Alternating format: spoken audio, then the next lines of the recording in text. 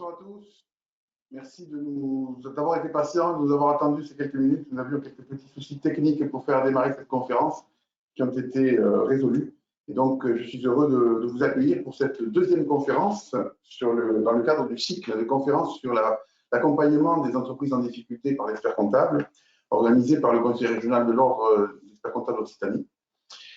Et je voudrais vous dire que la commission entreprise, qui est une commission de notre conseil régional, travaille entre autres sur le sujet de la prévention et elle est ouverte à tous les experts comptables inscrits de notre région.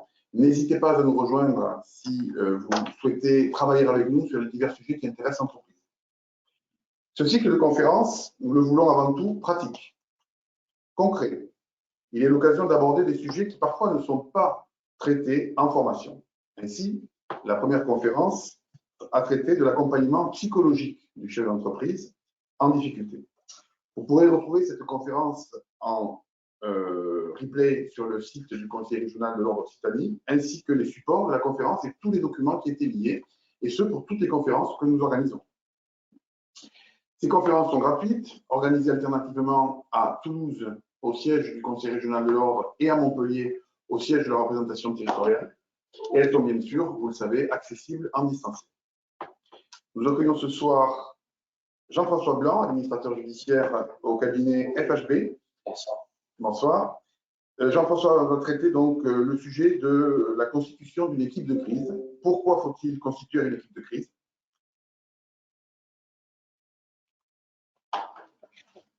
On va passer le slide, s'il vous plaît. Suivant. Ah, petit souci de zapette.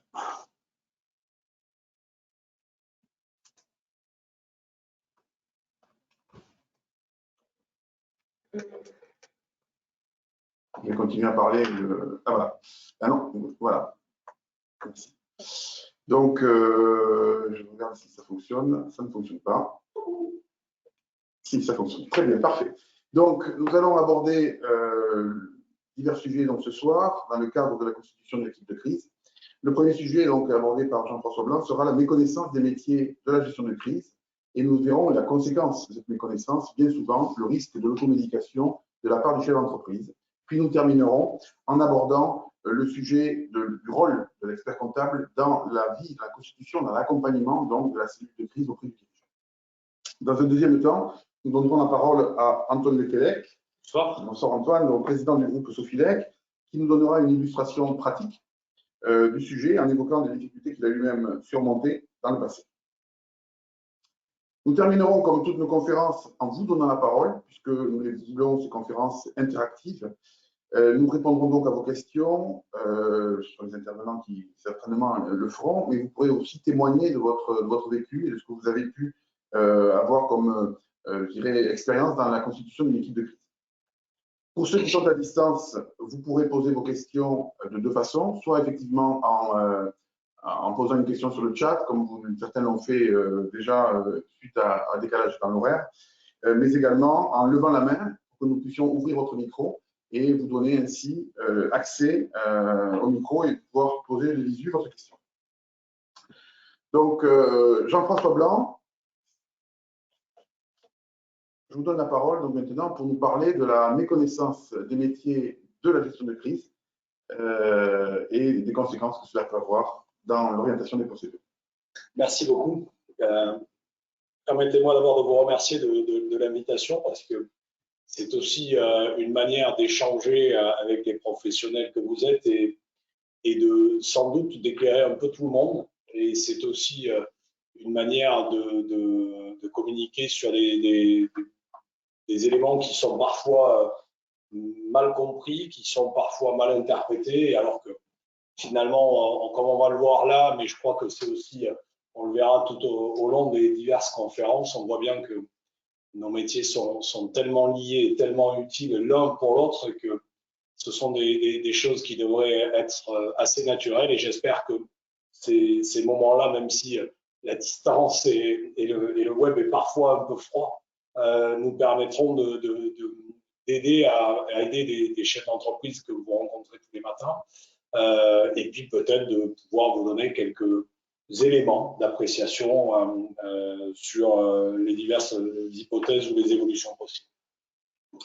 Le premier point, effectivement, sur lequel nous avons pensé qu'il était nécessaire d'avancer, ce sont la méconnaissance des métiers de la gestion de crise. Alors, la première interrogation qu'on peut se poser, c'est pourquoi il y a une méconnaissance. Et cette méconnaissance, elle est d'abord certainement un peu naturelle. En fait, comment expliquer à des entrepreneurs qu'ils peuvent avoir des difficultés et que quand ils seront dans les difficultés, ils auront besoin d'autres réflexes, ils auront besoin d'une lecture peut-être externe ou extérieure pour les aider. C'est déjà quelque chose qui n'est absolument pas naturel. Alors, il y a plein de petits points, on va y revenir, mais je crois quand même que c'est assez fondamental et je ne vais absolument pas penser que je suis le nombril du monde, mais pendant quelque temps, je me disais que c'était surprenant que dans les formations de dirigeants, il n'y avait pas des cellules ou des points spécifiques sur ça. Parce que ça peut arriver, Antoine Lequelec qui est présent vous en parlera tout à l'heure en direct, mais ce sont des situations peut-être qu'on a du mal à imaginer au départ, mais qui peuvent arriver. Et en fait, peut-être avec l'âge, j'évolue et je pense que même une formation, finalement, c'est sans doute pas l'élément fondamental parce que je crois que c'est extrêmement compliqué de pouvoir expliquer, quand une entreprise est en difficulté, comment peut réagir un dirigeant et quels sont les éléments fondamentaux qu'il faut retenir. Il y a ensuite une méconnaissance qui aussi est liée à l'évolution de la situation dans laquelle se trouve le dirigeant. Il y avait un président de tribunal de commerce qui est maintenant parti à la retraite qui disait le meilleur des dirigeants quand une entreprise n'était pas bien peut devenir le pire des dirigeants quand son entreprise est en difficulté. Et c'est quelque chose qui est, je trouve, assez vrai parce qu'on n'est plus dans le même environnement. On est dans un environnement qui devient un environnement très urgent où la prise de décision doit se faire très rapidement alors qu'un dirigeant a d'habitude une lecture sur du moyen, voire long terme. Alors oui, dans le quotidien, il prend des décisions importantes et des fois urgentes, mais l'état d'esprit dans lequel on est quand on commence à avoir des difficultés, il n'est plus le même. Et l'environnement n'est plus le même. Et ça, c'est quelque chose qui est sans doute un peu difficile à appréhender. Alors, ne vous gênez pas. Hein. Je dirais juste qu'il faut comprendre qu'on devient un délinquant de l'entreprise. Donc, il faut changer très vite son costume, il faut changer très vite ses façons de faire et ses façons d'aborder les autres. C'est une grosse leçon d'humilité. C'est un élément d'ailleurs qui est assez marquant quand on vous a mis deux références d'études qui ont été faites. Il y a OpinionWay qui en a fait une pour Thomas More et il y a l'IFPPC qui est un syndicat professionnel, le plus gros syndicat professionnel des administrateurs et mandataires judiciaires qui ont essayé de faire quelques études. Je ne vais pas reprendre ces chiffres, vous les avez, mais globalement, ce qui ressort de cette étude, c'est que les dirigeants se disent connaître à peu près nos procédures. Ah, c'est ça, parce que le PowerPoint, pardon. Faut contact, facilement. Ouais, c'est ça.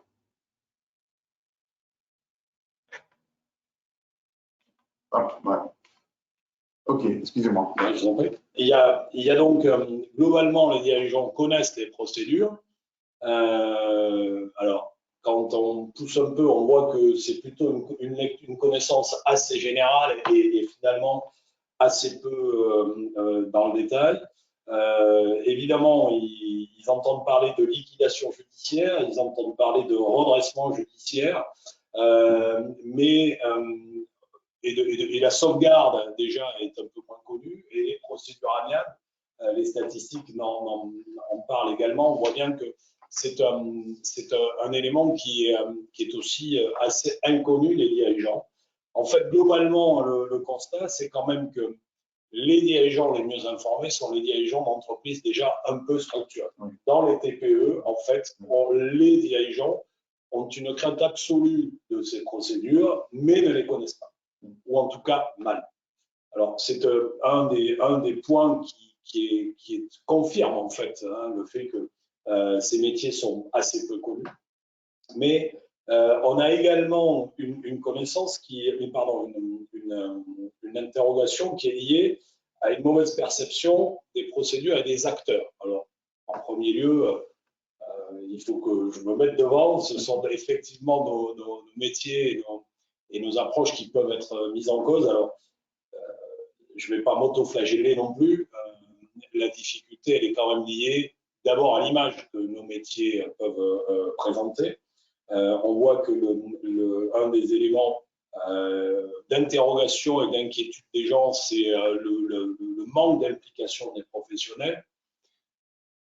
Bien sûr que ça doit arriver et bien sûr qu'on n'est jamais assez à côté des dirigeants quand il y a des difficultés. Ceci étant, la réalité, il se trouve que je connais un peu Antoine Mekelec, donc je ne suis pas tout à fait dans l'inconnu, mais il nous dira son avis tout à l'heure. Mais je pense que la réalité, c'est aussi un élément qui est vrai, je pense, entre les professionnels que vous êtes et les dirigeants. Il y a un problème d'échange. Il faut à un moment donné arriver à cet échange, que cet échange se fasse assez naturellement.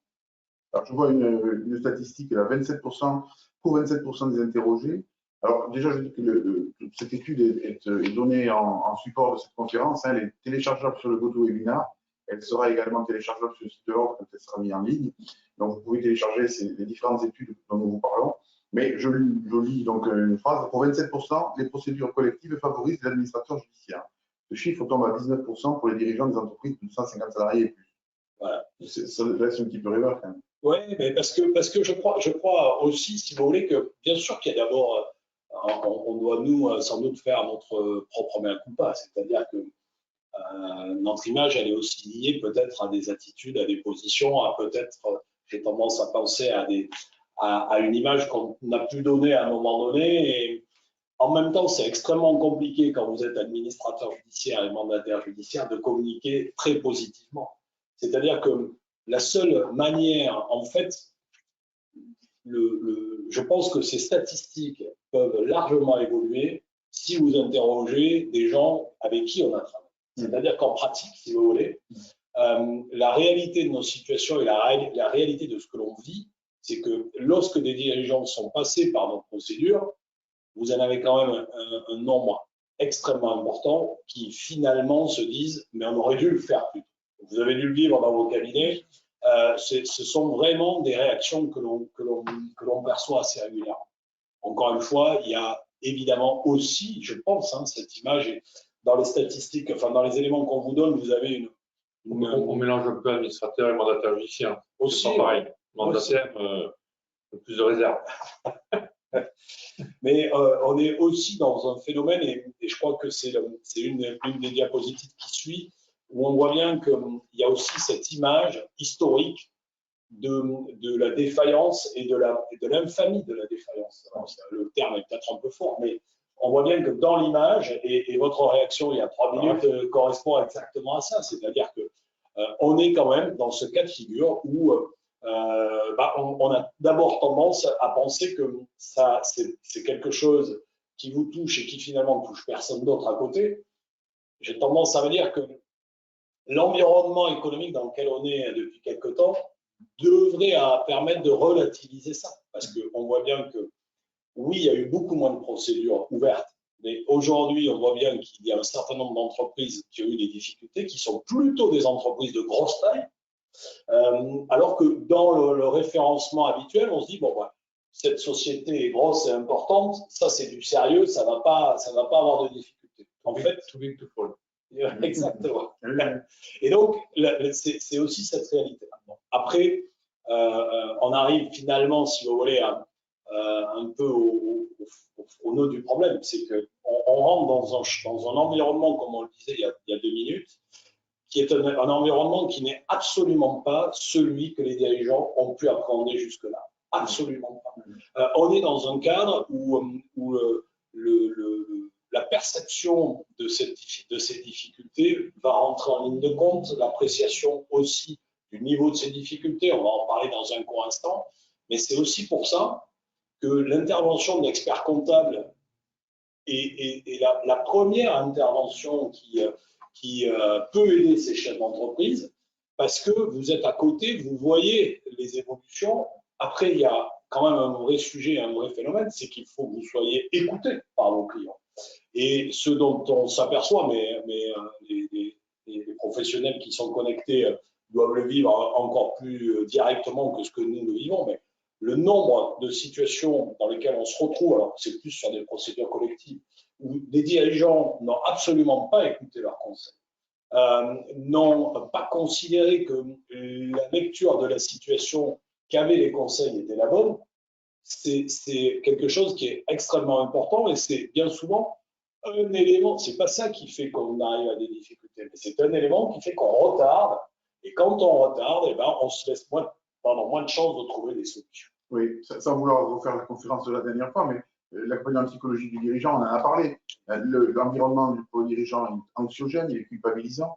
Il se retrouve effectivement dans un environnement nouveau qui n'est pas son environnement habituel. Donc c'est vrai qu'il y a une nécessité d'accompagnement pour le dirigeant de la part de l'expert comptable pour dédramatiser la situation et peut-être aussi pour l'anticiper au maximum, dans la mesure, comme vous le dites, où on est écouté, ce qui n'est pas toujours le cas, pour l'anticiper au maximum. Et je pense que l'administrateur judiciaire, quand il est consulté, on va le voir plus tard, mais quand il est consulté bien en amont, vraiment lorsqu'on est sur de la prévention, je pense que l'image n'est pas la même que lorsqu'il est malheureusement intervenant, mais sur des procédures qui sont trop tardives. Exactement. Alors, si vous me permettez juste un petit aparté là-dessus, d'ailleurs, je pense que la plupart des professionnels font ça. C'est-à-dire que quand on a un expert comptable, un avocat, un dirigeant qui nous contacte en disant « j'aimerais appréhender un peu ma situation, est-ce qu'on peut échanger ?» c'est quelque chose que, franchement, je pense la quasi-totalité des professionnels font. Mais là, il se trouve qu'il y a eu, pendant la pandémie, un accord entre la chancellerie et notre Conseil national, qui est une espèce d'ordre, hein, si on se place par exemple chez les experts comptables ou chez les avocats. Et il y a un accord qui a été signé pour que nous intervenions gratuitement sur une lecture d'une situation d'entreprise qui n'engage à rien. C'est-à-dire que c'est vraiment quelque chose qui est destiné à essayer d'éclairer le dirigeant. L'avantage en plus, c'est que quand ils viennent sur des procédures amiables notamment, on peut être tout à fait direct et clair parce qu'il n'y a qu'eux qui peuvent déclencher ces procédures. Et donc, c'est une manière de leur dire, écoutez, venez, discutons, échangeons. Ça nous amène déjà une petite image différente parce que parmi les mauvais côtés, on dit, ah, mais cher, etc. Mais là, c'est gratuit. Donc, on peut déjà un peu écorner l'image que la profession peut donner, mais surtout sur le fond, c'est une manière d'entendre. Après, le dirigeant fait ce qu'il veut, et avec ou pas d'ailleurs la lecture de son expert comptable, mais c'est déjà un élément qui, à mon avis, effectivement, est relativement important.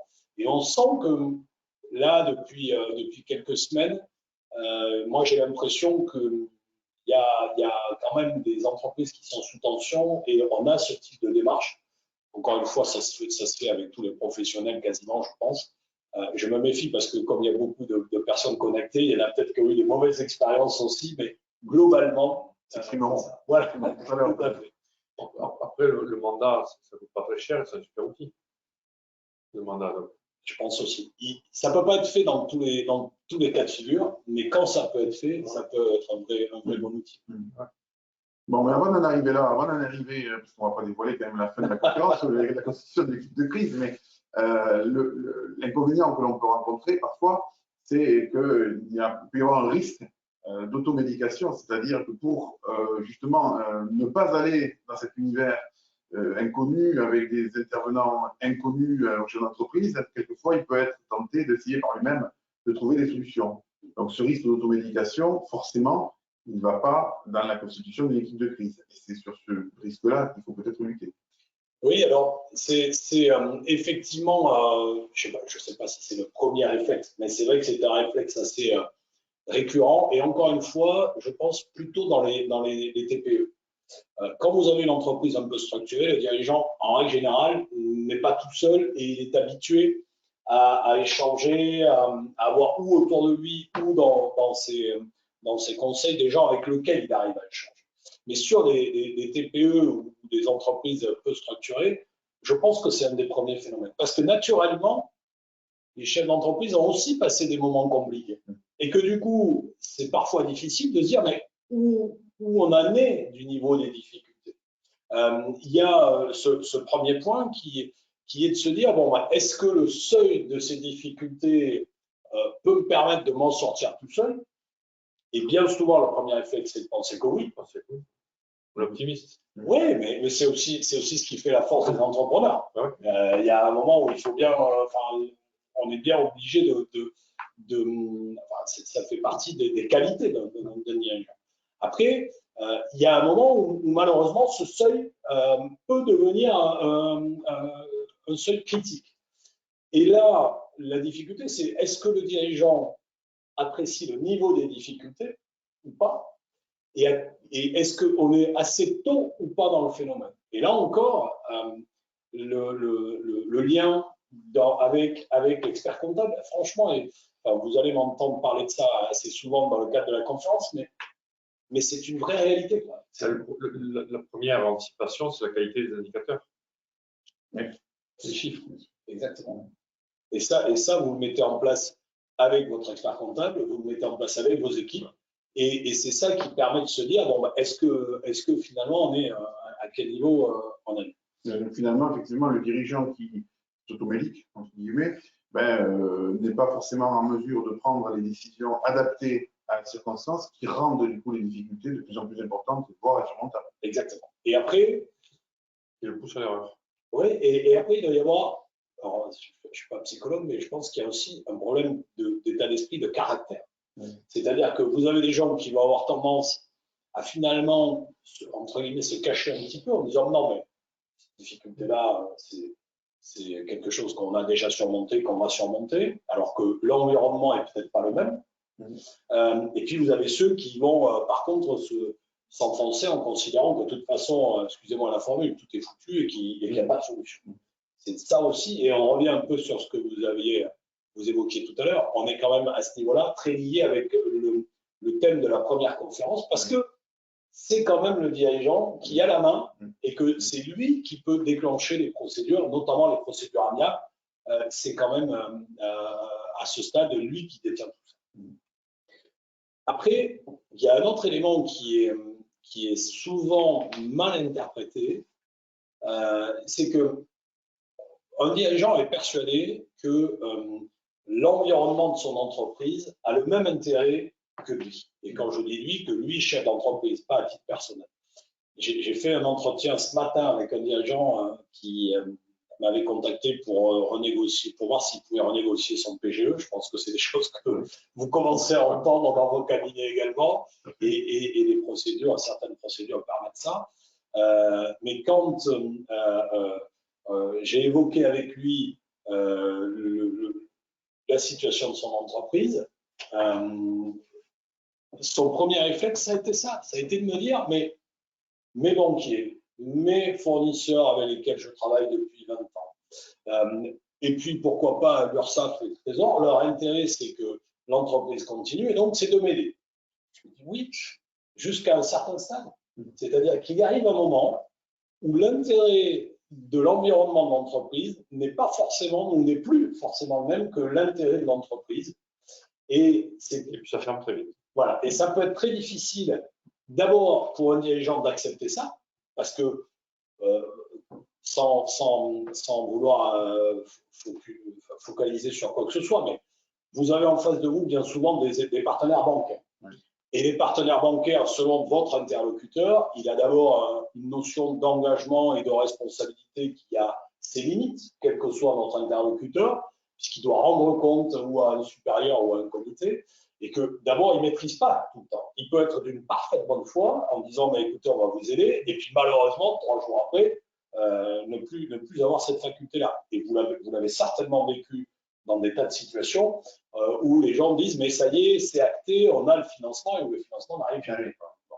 Et donc, on est dans ce cadre-là où à un moment donné, c'est difficile pour un dirigeant d'arriver à accepter que cet intérêt peut être différent. Et ce matin, le dirigeant avec lequel j'ai échangé, qui a une entreprise qui a une quinzaine de salariés, il me disait, mais non, mais je ne vais pas, moi, commencer à penser à mon seul intérêt. Je lui dis, je suis désolé, mais je crois qu'il faut aussi que vous y pensiez. Je ne dis pas qu'il faut tout lâcher, tout abandonner et ne pas regarder la lecture générale, mais il y a un moment où il faut regarder quel est l'intérêt de l'entreprise.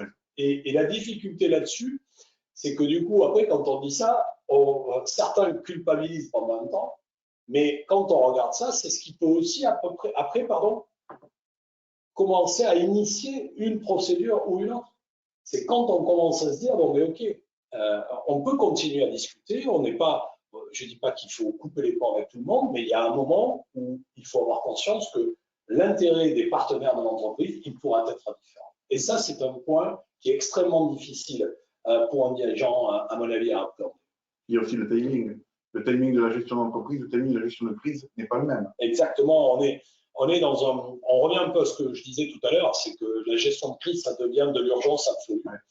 Puis, c'est souvent une situation où le dirigeant a commencé à s'écarter de ce qui est son cœur de métier, parce qu'il a déjà eu quelques tensions de trésor, il a eu quelques sujets en dehors de son activité principale, et du coup, son esprit, son temps d'abord et son esprit sont accaparés par ce côté-là.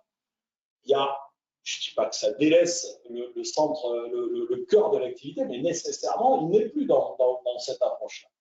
Et du coup, ce temps-là est aussi compliqué parce qu'il faut arriver à gérer le quotidien de la boîte, qui devient de plus en plus compliqué, et il faut arriver à prendre le temps pour poser les choses et voir quelles sont les solutions qu'on peut mettre en place pour dépasser ces difficultés. Il y a une difficulté aussi, c'est qu'avant la phase de coupure, les interlocuteurs qui sont en phase d'essayer de récupérer leurs créances font les plus beaux sourires à ce moment-là. Ouais.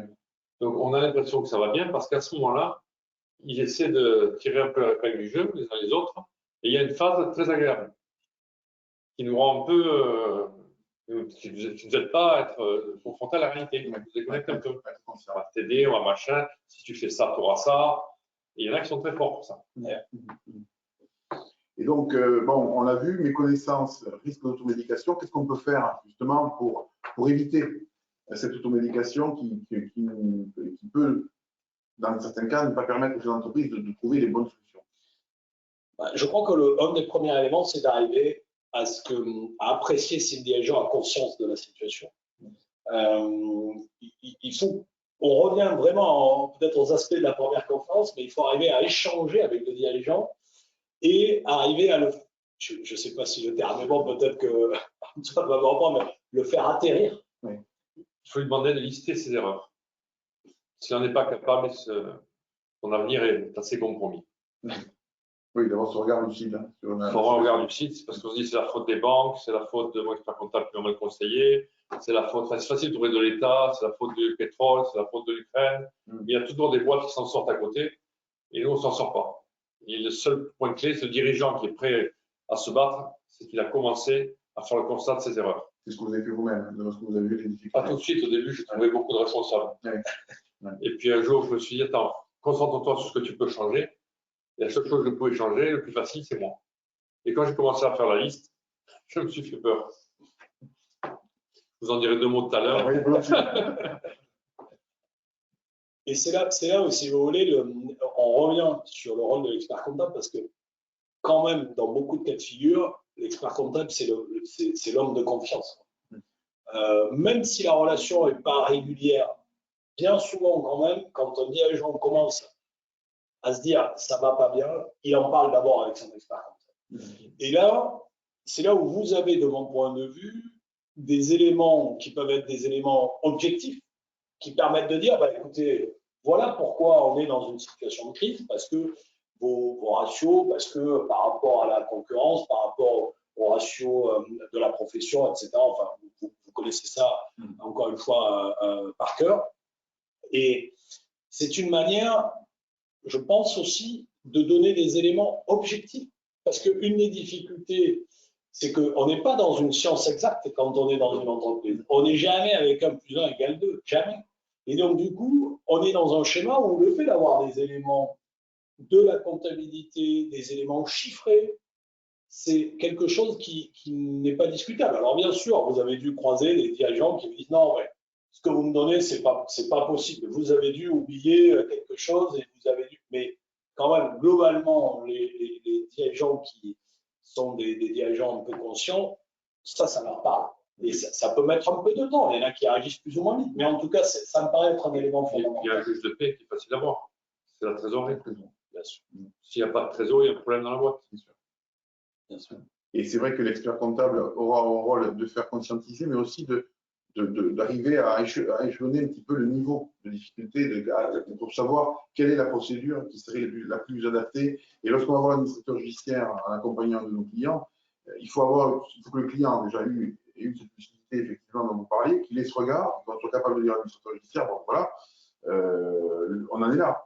Et puis on voit tout de suite quelles sont les procédures qui sont adaptées, celles qui ne le seront pas. Et c'est vrai que c'est encore une fois,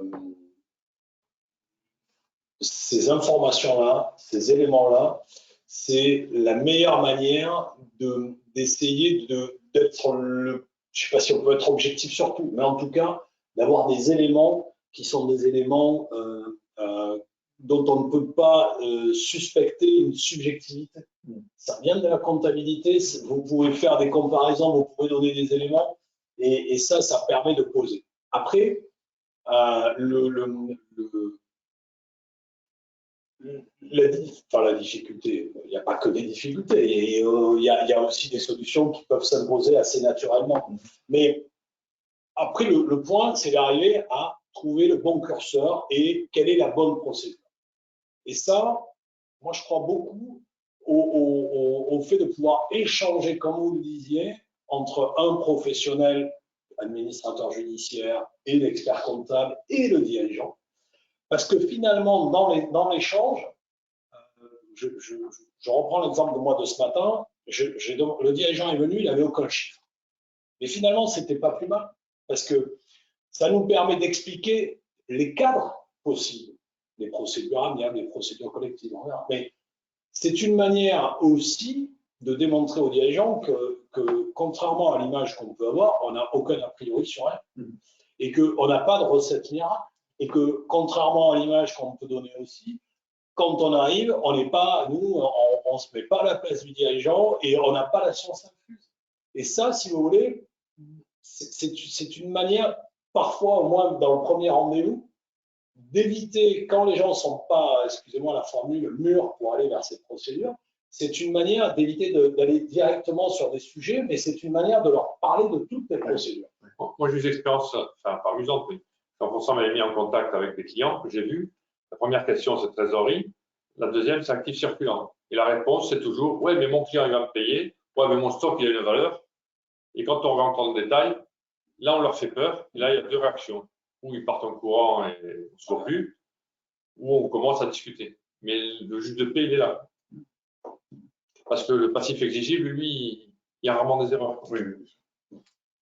Donc, on l'a vu, la méconnaissance peut entraîner l'automédication. Donc, j'ai envie de dire que l'information du dirigeant, c'est la clé de tout.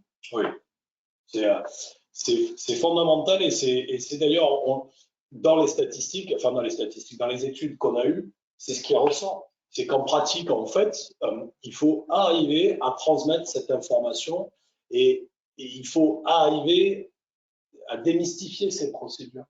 Encore une fois, si on se remet dans ce que disait Antoine Lequelec tout à l'heure, évidemment, on peut se dire, mais ces métiers-là, ce sont que des charognards, ils viennent que pour le fric, ils ne sont pas suffisants. Non, mais quand vous disiez tout à l'heure que pour un dirigeant, il trouvait des excuses.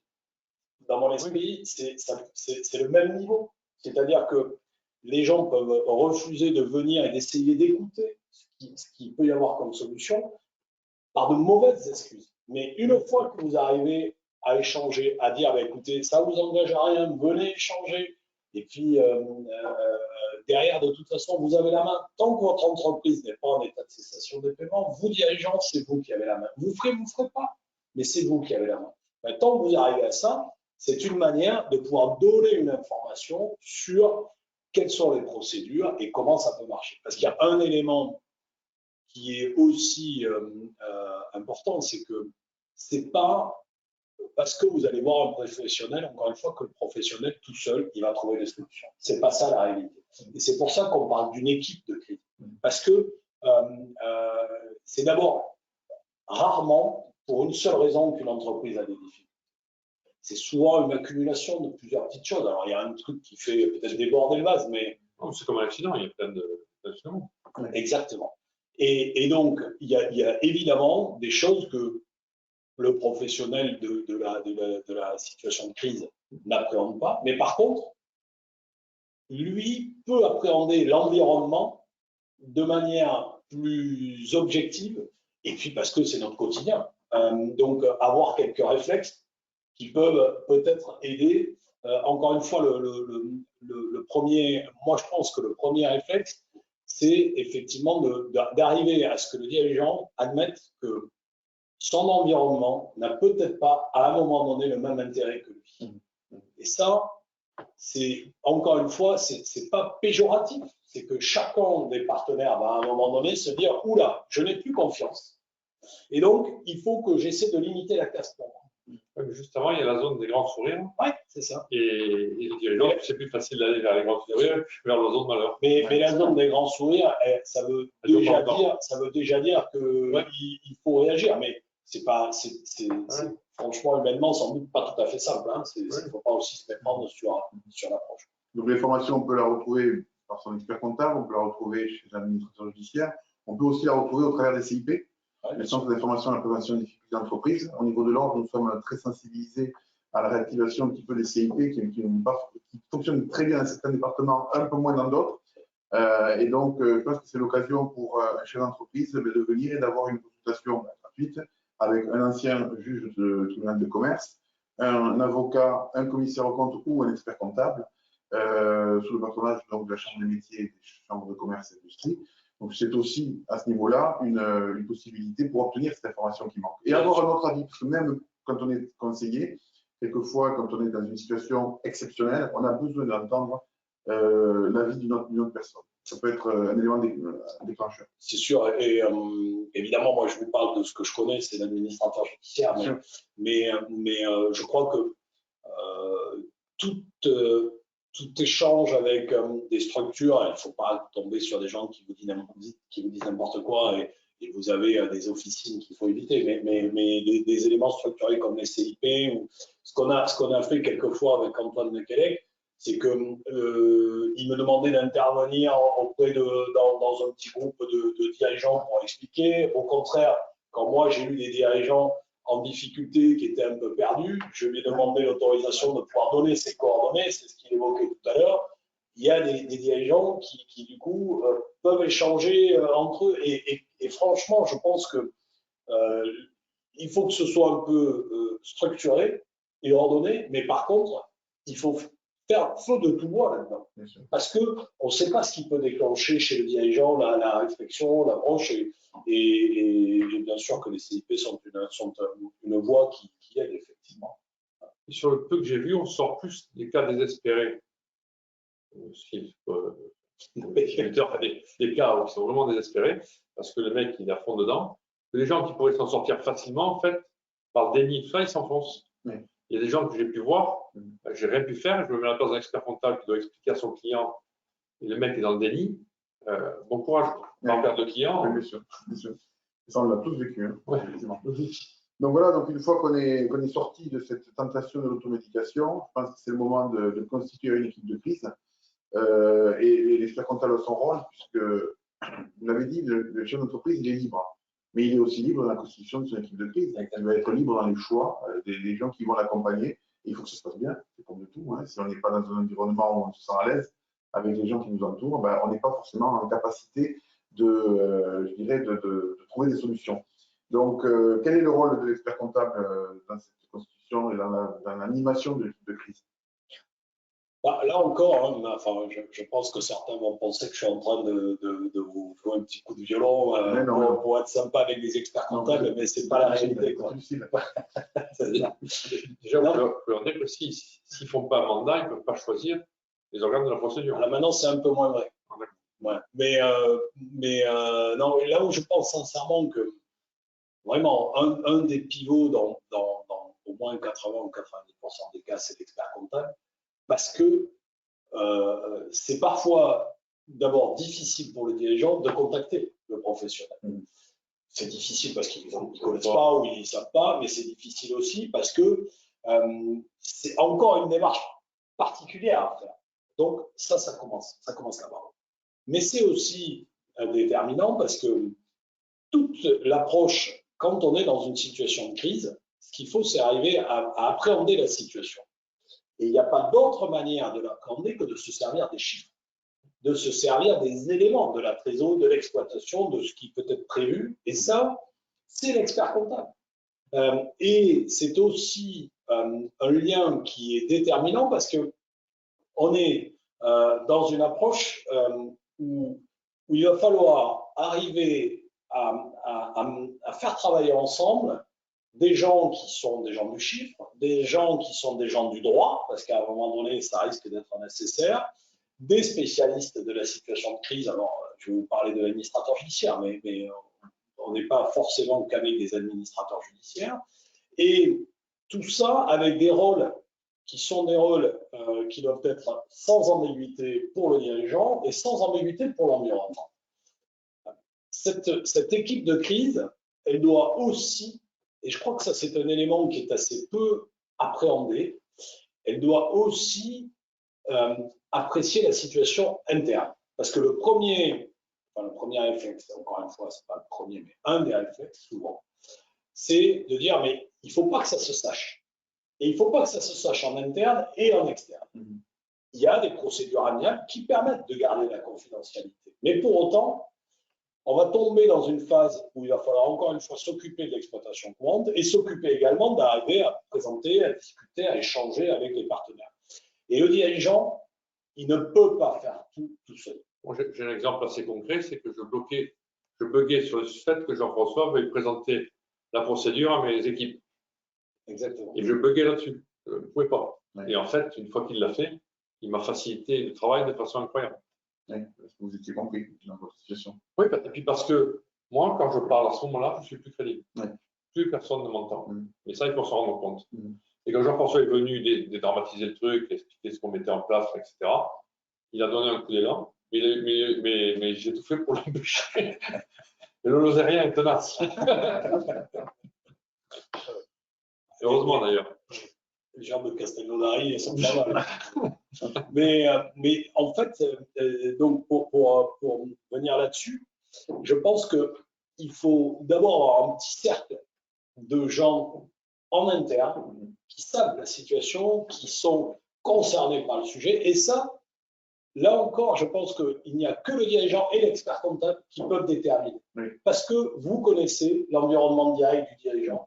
Parce que lui est à même de dire je suis capable de m'appuyer sur un tel ou un tel. Des fois, il peut se tromper.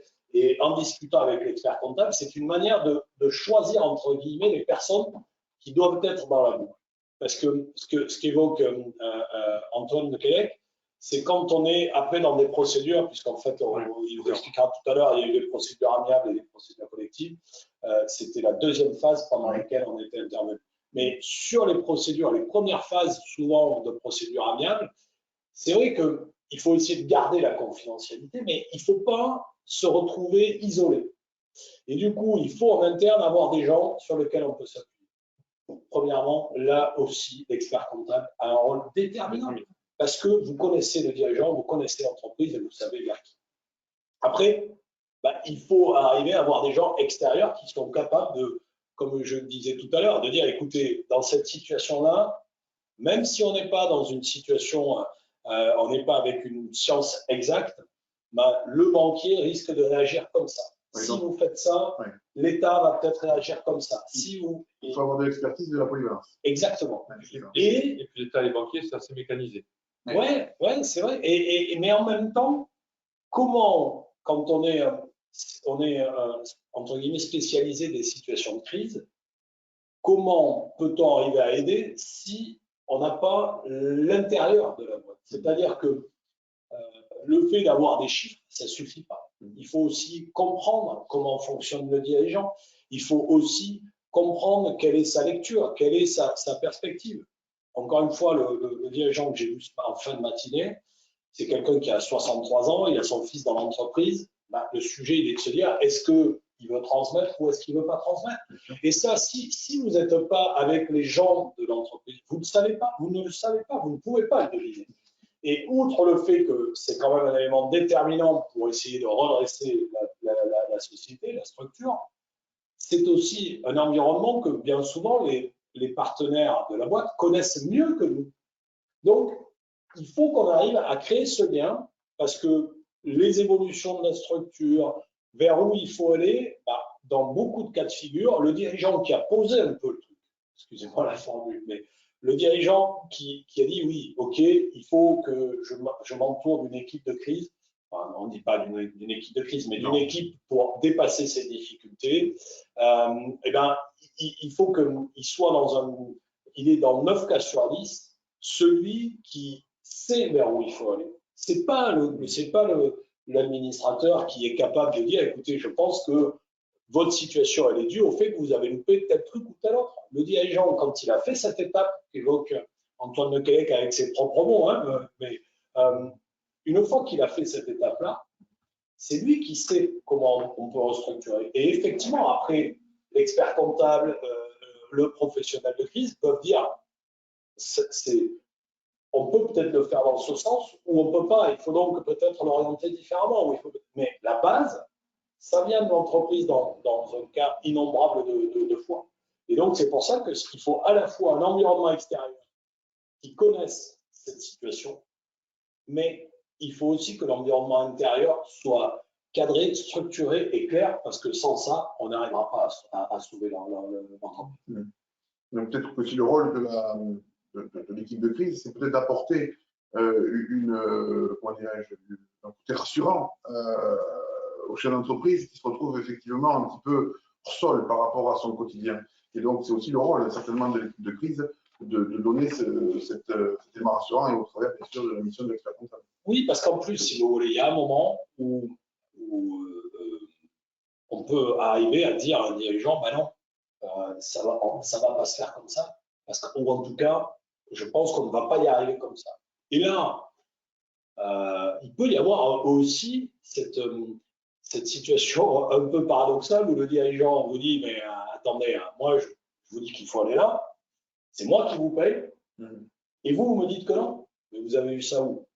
Sauf que justement, c'est là où la notion d'indépendance prend tout son intérêt, c'est que ça permet de dire, écoutez monsieur, moi peut-être que je me trompe, mais les éléments que j'appréhende dans la partie que je connais un peu m'amènent à penser que si vous faites ça, vous vous en sortirez.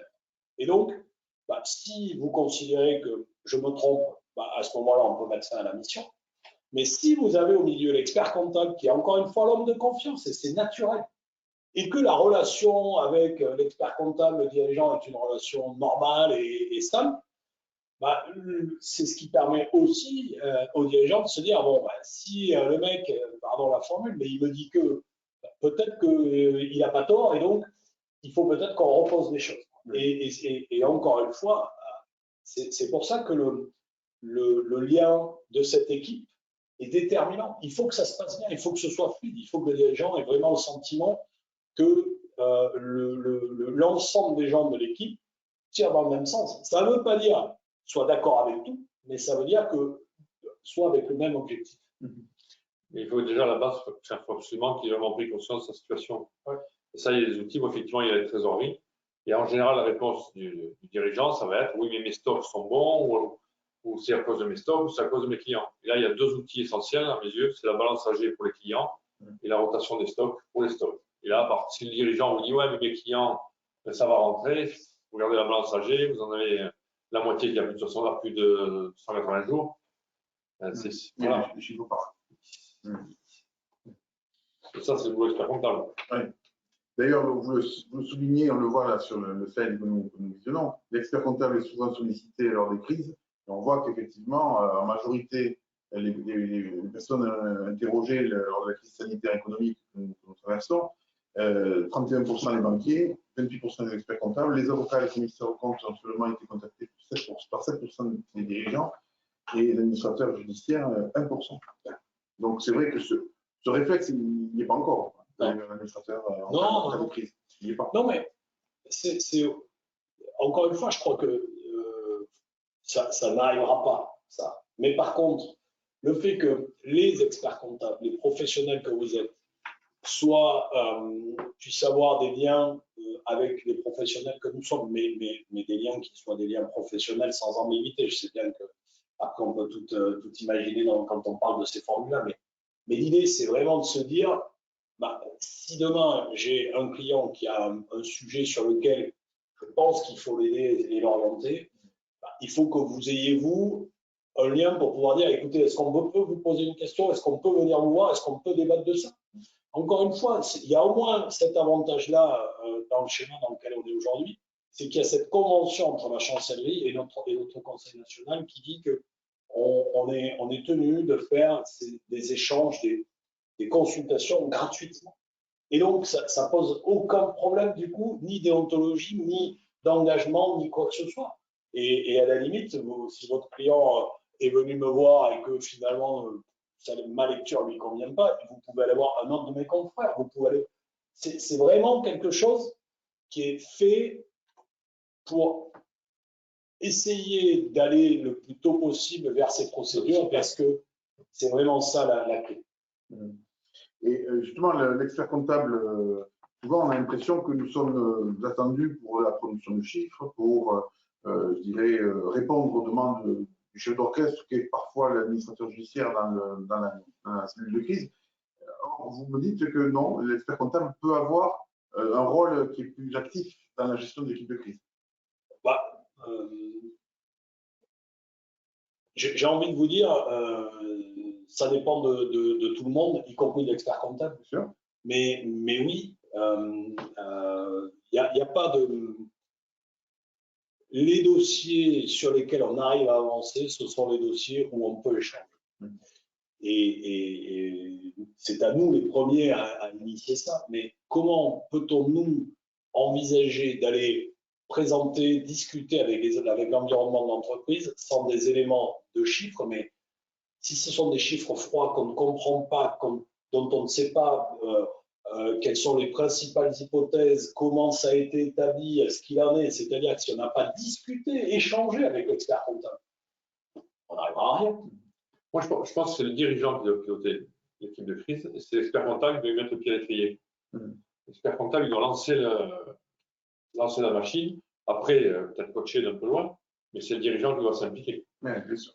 Mais je pense vraiment, si vous voulez, que c'est comme j'allais dire à chaque fois, c'est là où c'est important d'arriver à, enfin, nous aussi, à échanger de manière naturelle, simple, sur des sujets, parce que c'est ça qui fait qu'à un moment donné, un professionnel va se dire, bon, ok, il y a peut-être un moyen d'aider ce chef d'entreprise en difficulté, vers qui je vais. Si autour de vous, vous n'avez que des professionnels grincheux, désagréables, que vous n'arrivez pas à joindre, évidemment qu'à un moment donné, vous pourrez dire, attendez, ils sont bien gentils, mais ils sont hors sol. C'est aussi une image qu'on a et c'est aussi une réalité. Il y a certains d'entre nous, j'espère que j'y suis pas dedans, mais il y a certains d'entre nous qui sont effectivement hors connexion. Mais franchement, je pense que c'est de moins en moins vrai parce que la réalité du monde économique est tellement folle et va tellement vite, vous le vivez au quotidien, on le voit tous, que si on n'évolue pas nous-mêmes dans nos métiers, on va faire comme une entreprise en difficulté, on va disparaître. On a aujourd'hui des situations économiques de certains de nos confrères qui sont tendues, parce qu'il y a eu beaucoup moins de dossiers de procédures collectives en 2020 et 2021. Bon, chez FHB, on a eu cette chance de ne pas avoir eu cette situation-là, parce que peut-être qu'on a implanté un petit peu plus, de manière un peu plus importante, mais je pense aussi parce qu'on a eu des dossiers d'entreprises, de grosses entreprises. Donc du coup, le volume ne nous a pas manqué, entre guillemets, mais on a aussi essayé de développer des activités complémentaires.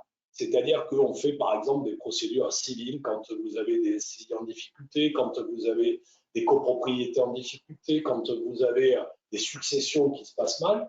ben, on peut intervenir dans ces missions-là. Nous, on a développé un pôle là-dessus. On a mis en place aussi une filiale qui est une filiale qui fait de la fiducie. C'est des nouveaux modes de garantie. Et ça, comme on ne pouvait pas le faire nous, on a fait une filiale. Mais on a fait une filiale où les deux avocats parce que pour faire une fiducie, il faut un fiduciaire, et le fiduciaire, c'est l'avocat. Ben, ce sont deux de nos jeunes associés qui sont avocats et qui ne font que ça. Et qui sont aussi administrateurs judiciaires. Tout ça pour dire, je ne sais pas pour faire notre publicité, mais pour dire que dans notre profession aussi, il faut évoluer et que effectivement, on a une image de gens qui n'ont pas évolué, etc. Mais je crois que c'est de moins en moins vrai, même si ça existe. J'ai eu la chance d'avoir plusieurs types d'administrateurs et de mandataires. Ouais. Effectivement. Oui, vous avez pu vous en rendre compte. J'ai vécu ça de l'intérieur. Ouais. Et donc, ce que vous rajoutiez là dans votre présentation, c'est que l'expert comptable est un informateur de l'équipe de crise. Alors, ce qu'on vit, nous, souvent, quand il y a une réunion de l'équipe de crise, par exemple chez l'administrateur judiciaire, nous, on en a deux réunions. On a la première réunion, on a la seconde. On a la seconde avec le dirigeant derrière, effectivement, où il faut reprendre quelquefois les éléments de la réunion, les expliquer, il y a des questions qui n'ont pu ne pas être posées pendant cette réunion, qui seront plutôt posées à l'expert comptable. Et donc, effectivement, on peut avoir, je pense, c'est du vécu pour les personnes qui sont connectées, on peut avoir ce rôle effectivement d'informateur vis-à-vis du dirigeant, parce que quelquefois la procédure soit n'est pas forcément comprise, ou parfois il y a une appréhension à évoquer certains sujets. Ouais. Ça peut arriver. Non, mais tout à fait, tout à fait. Franchement, moi je crois vraiment, si vous voulez, qu'en plus, quand on commence à rentrer dans ces process, on est un peu perdu aussi quand on est dirigeant. Enfin, Antoine vous donnera son expérience, mais et donc, le fait d'avoir quelqu'un en qui on a confiance, ça aide beaucoup. Et encore une fois, cette confiance, naturellement, elle va d'abord vers l'expert comptable. Et du coup, c'est là où, bien sûr que j'espère bien l'avoir déjà dit, mais nous, on n'est pas plus fort que les autres, on n'a pas de solution idoine, on n'arrive pas en disant, bah, écoutez les gars, vous vous êtes trompés là, on va vous montrer ce que c'est. C'est pas l'état d'esprit dans lequel on est. Et que du coup, on peut se tromper, on peut ne pas être au niveau d'explication suffisant et autres. Et c'est là aussi où ensuite, il ne faut pas hésiter à revenir vers. Et c'est vrai que ça, on le fait, encore une fois, on ne le fait pas assez souvent, mais on le fait avec des experts comptables avec lesquels on a déjà travaillé souvent. C'est-à-dire que les gens arrivent avec leur expert comptable et on s'est peut-être jamais croisé. Et finalement, si vous avez eu un premier dossier ensemble, si on a eu un premier dossier ensemble, ça permet de se connaître, d'appréhender et de savoir qu'à un moment donné, ben, l'expert comptable peut nous dire non, mais est-ce que vous pouvez reprendre le truc ou est-ce que vous pourriez l'expliquer de manière plus éligible parce que peut-être c'est trop technique, ou etc. Et ça c'est encore une fois dans l'échange. Et c'est un point, je crois, qui est particulièrement important aussi, c'est que tout ça, c'est quand même l'humain qui commande tout ça. C'est-à-dire que oui, on a les techniques, oui, on a l'environnement, mais si on n'arrive pas à créer le lien, et au départ, sans revenir sur la première conférence, mais si au départ, le dirigeant n'est pas dans un environnement où il commence à faire confiance en quelqu'un qui va l'aider, et puis que cette chaîne-là, elle se crée, elle se constitue, ben, si on n'arrive pas à ça, ça sera très compliqué de trouver des solutions. Le fait qu'on soit là avec Antoine Lequel aujourd'hui, ça démontre qu'on est capable d'avoir des relations normales et avec un but premier, même si on n'a pas toujours été d'accord, parce qu'il y a quand même des fois où on n'était pas d'accord. Oui, mais j'avais un expert comptable qui était avec moi, qui était au milieu, j'avais un avocat qui était au milieu, j'avais une équipe de feu. Ouais. J'ai une équipe de feu. Et là, je vois donc le dernier élément qui est indiqué sur la slide, que l'expert comptable pourra mettre en place des rendez-vous informels avec un administrateur judiciaire, c'est dont on parlait tout à l'heure, c'est un rendez-vous, je dirais, initiatique dans la procédure, sans engagement pour le client, c'est important aussi de bien le faire comprendre au client. Bon, il est gratuit, ce rendez-vous-là, comme nous faisons nous-mêmes. Si un client vient nous voir pour un avis ou autre, on n'est pas forcément avec le facturier. Mais dans nos métiers, je pense que c'est important de le dire parce que avec l'image que l'on a, c'est un premier élément qui commence à, je ne dis pas que ça fait sauter tous les verrous, mais c'est un premier élément qui permet de dire à un dirigeant, écoutez, c'est peut-être pas exactement ce que vous pensez, voilà, c'est pas, il ne faut jamais faire un focus que sur ça. Mais c'est psychologiquement un premier petit point parfois. Oui, puis après, le mandat derrière, c'est pas très cher. Et justement, est-ce qu'on peut demander une lettre de mission à un administrateur judiciaire? Oui, bien sûr. Alors, le sujet des rémunérations, qui peut être un sujet qui peut paraître tabou, il ne l'est finalement jamais chez nous. Parce que sur des procédures amiables, il doit y avoir une convention qui doit être établie en amont de la nomination, c'est-à-dire qu'on doit expliquer quelles sont les conditions de la rémunération. En général, il y a des taux horaires, il peut y avoir un honoraire de résultat, mais il y a surtout un plafond qui est prévu. Et donc, le dirigeant sait que dans le cas maximum, il devra payer une somme qui est prévue sur la lettre de mission. Et cette lettre de mission, elle est nécessaire pour que le président du tribunal ouvre la procédure amiable. Et c'est ensuite, pour la perception de ces honoraires, il faudra qu'il y ait une ordonnance du président du tribunal. C'est-à-dire qu'on peut faire des appels de provision qu'on met, nous, en caisse des dépôts et consignations sur des comptes qui sont ceux de suivi des entreprises. Mais pour que ça arrive chez nous, il faut qu'il y ait une ordonnance du président du tribunal qui va pointer si ça correspond à ce qui était convenu. Sur les procédures collectives, là, c'est encore plus facile puisqu'il y a des critères qui sont fixés dans la loi. Alors, ils sont parfois un peu injustes, à la fois ou pour nous ou pour l'entreprise, hein, c'est pas du tout ciblé, parce qu'ils sont basés sur des chiffres d'affaires, un nombre de salariés et le volume d'affaires pendant la période d'observation et l'issue de la procédure.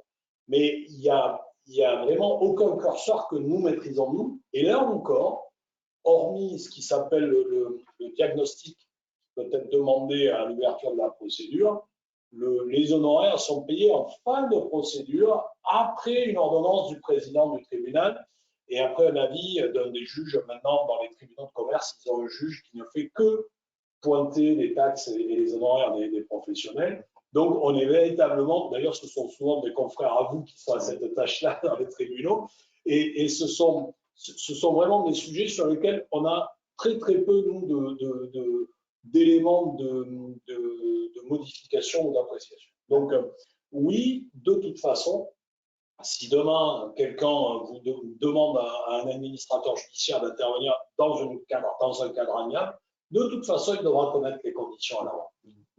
Et puis après, même sur la procédure, on dit le montant est important, mais en fait, il est étalé sur plusieurs années. Donc, c'est pas un sujet, quoi. C'est pas un sujet. Si on devait conclure sur le rôle pivot de l'expert comptable, Jean-François Blanc, qu'est-ce que vous pourriez dire dans le pilotage de cette type de crise? Moi, je pense que c'est surtout un élément indispensable.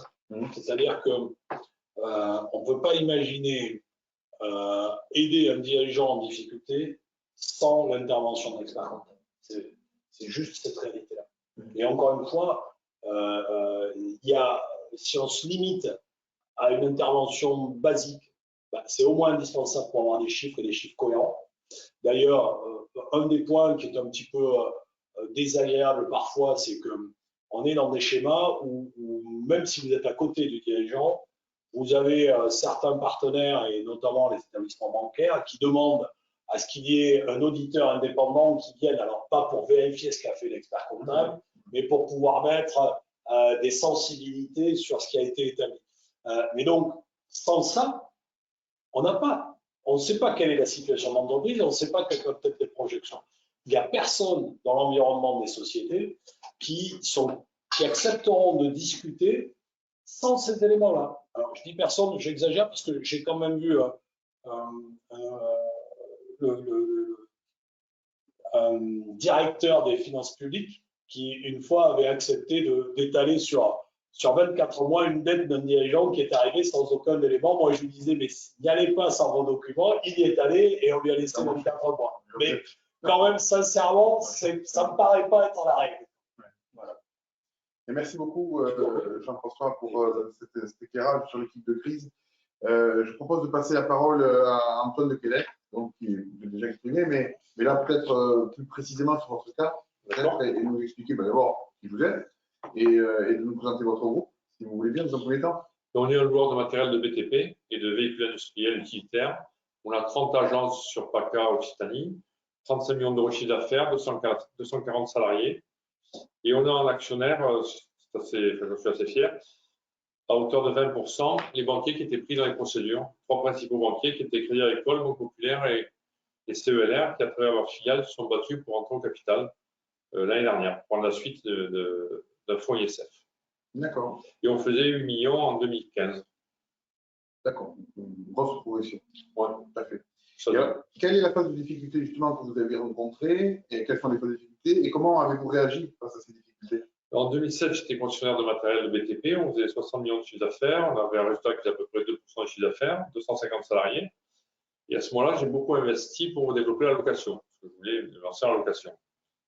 2008-2009, crise financière. En 2009, le chiffre d'affaires est baissé de 60%. Donc, plan de restructuration, enfin, tout le. J'ai essayé de céder les concessions. Je me suis fait résilier par mes 2 co-contractants, qui étaient John Deere en agricole et JCB en BTP. Enfin, voilà la totale. Donc enfin, voilà l'origine. Après, bon, je cherchais les causes. Oui, j'imagine. Ailleurs, d'ailleurs, au début. Oui. La crise, les Sarko, il n'en fait pas assez, les machins. Voilà. Et après, vous avez pu rebondir et vous positionner vous-même sur l'origine de ces difficultés. Après, très vite, je me suis dit qu'il fallait que j'analyse mes erreurs. Ouais. Et très vite, j'ai fait une liste qui était devenue une liste à l'après-vert. Les points clés, pour moi, ça a été que j'ai mis en œuvre la location de façon trop brutale, que j'ai mal communiqué avec mes concédants, mes partenaires, que j'ai eu des problèmes de gouvernance, que j'ai mal maîtrisé ma croissance et l'équilibre de mon bilan, que j'ai fait trop de promotion interne, trop d'affect. Enfin, bon, il y avait, voilà, petit à petit, en face de chaque point, j'ai essayé de mettre en œuvre des actions correctives.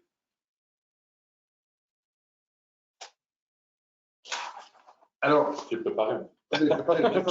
Donc, les actions collectives. Donc, qu'est-ce que vous avez qu'est-ce que vous avez fait à ce moment-là? Est-ce que vous avez constitué vous-même une équipe de crise? Nous en parlions, peut-être que vous ne la connaiez pas comme ça. Est-ce que vous êtes, ou est-ce que vous avez, avant de constituer une équipe de crise, vous avez déjà bâti les actions correctives? Alors, le premier point que j'avais, c'était la stratégie d'entreprise. Oui. Et là où j'avais des doutes, je voulais me lancer dans la location. Oui. Avec la crise, j'ai pris la décision d'arrêter tout le reste, de vraiment avoir qu'une seule stratégie et qu'un seul métier, d'arrêter de me disperser, qui était encore une de mes nombreuses erreurs.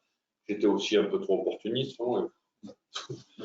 Ensuite, par rapport à ça, c'était de céder les actifs, enfin, voilà, sécuriser mes équipes location, et puis de constituer pour l'équipe de crise.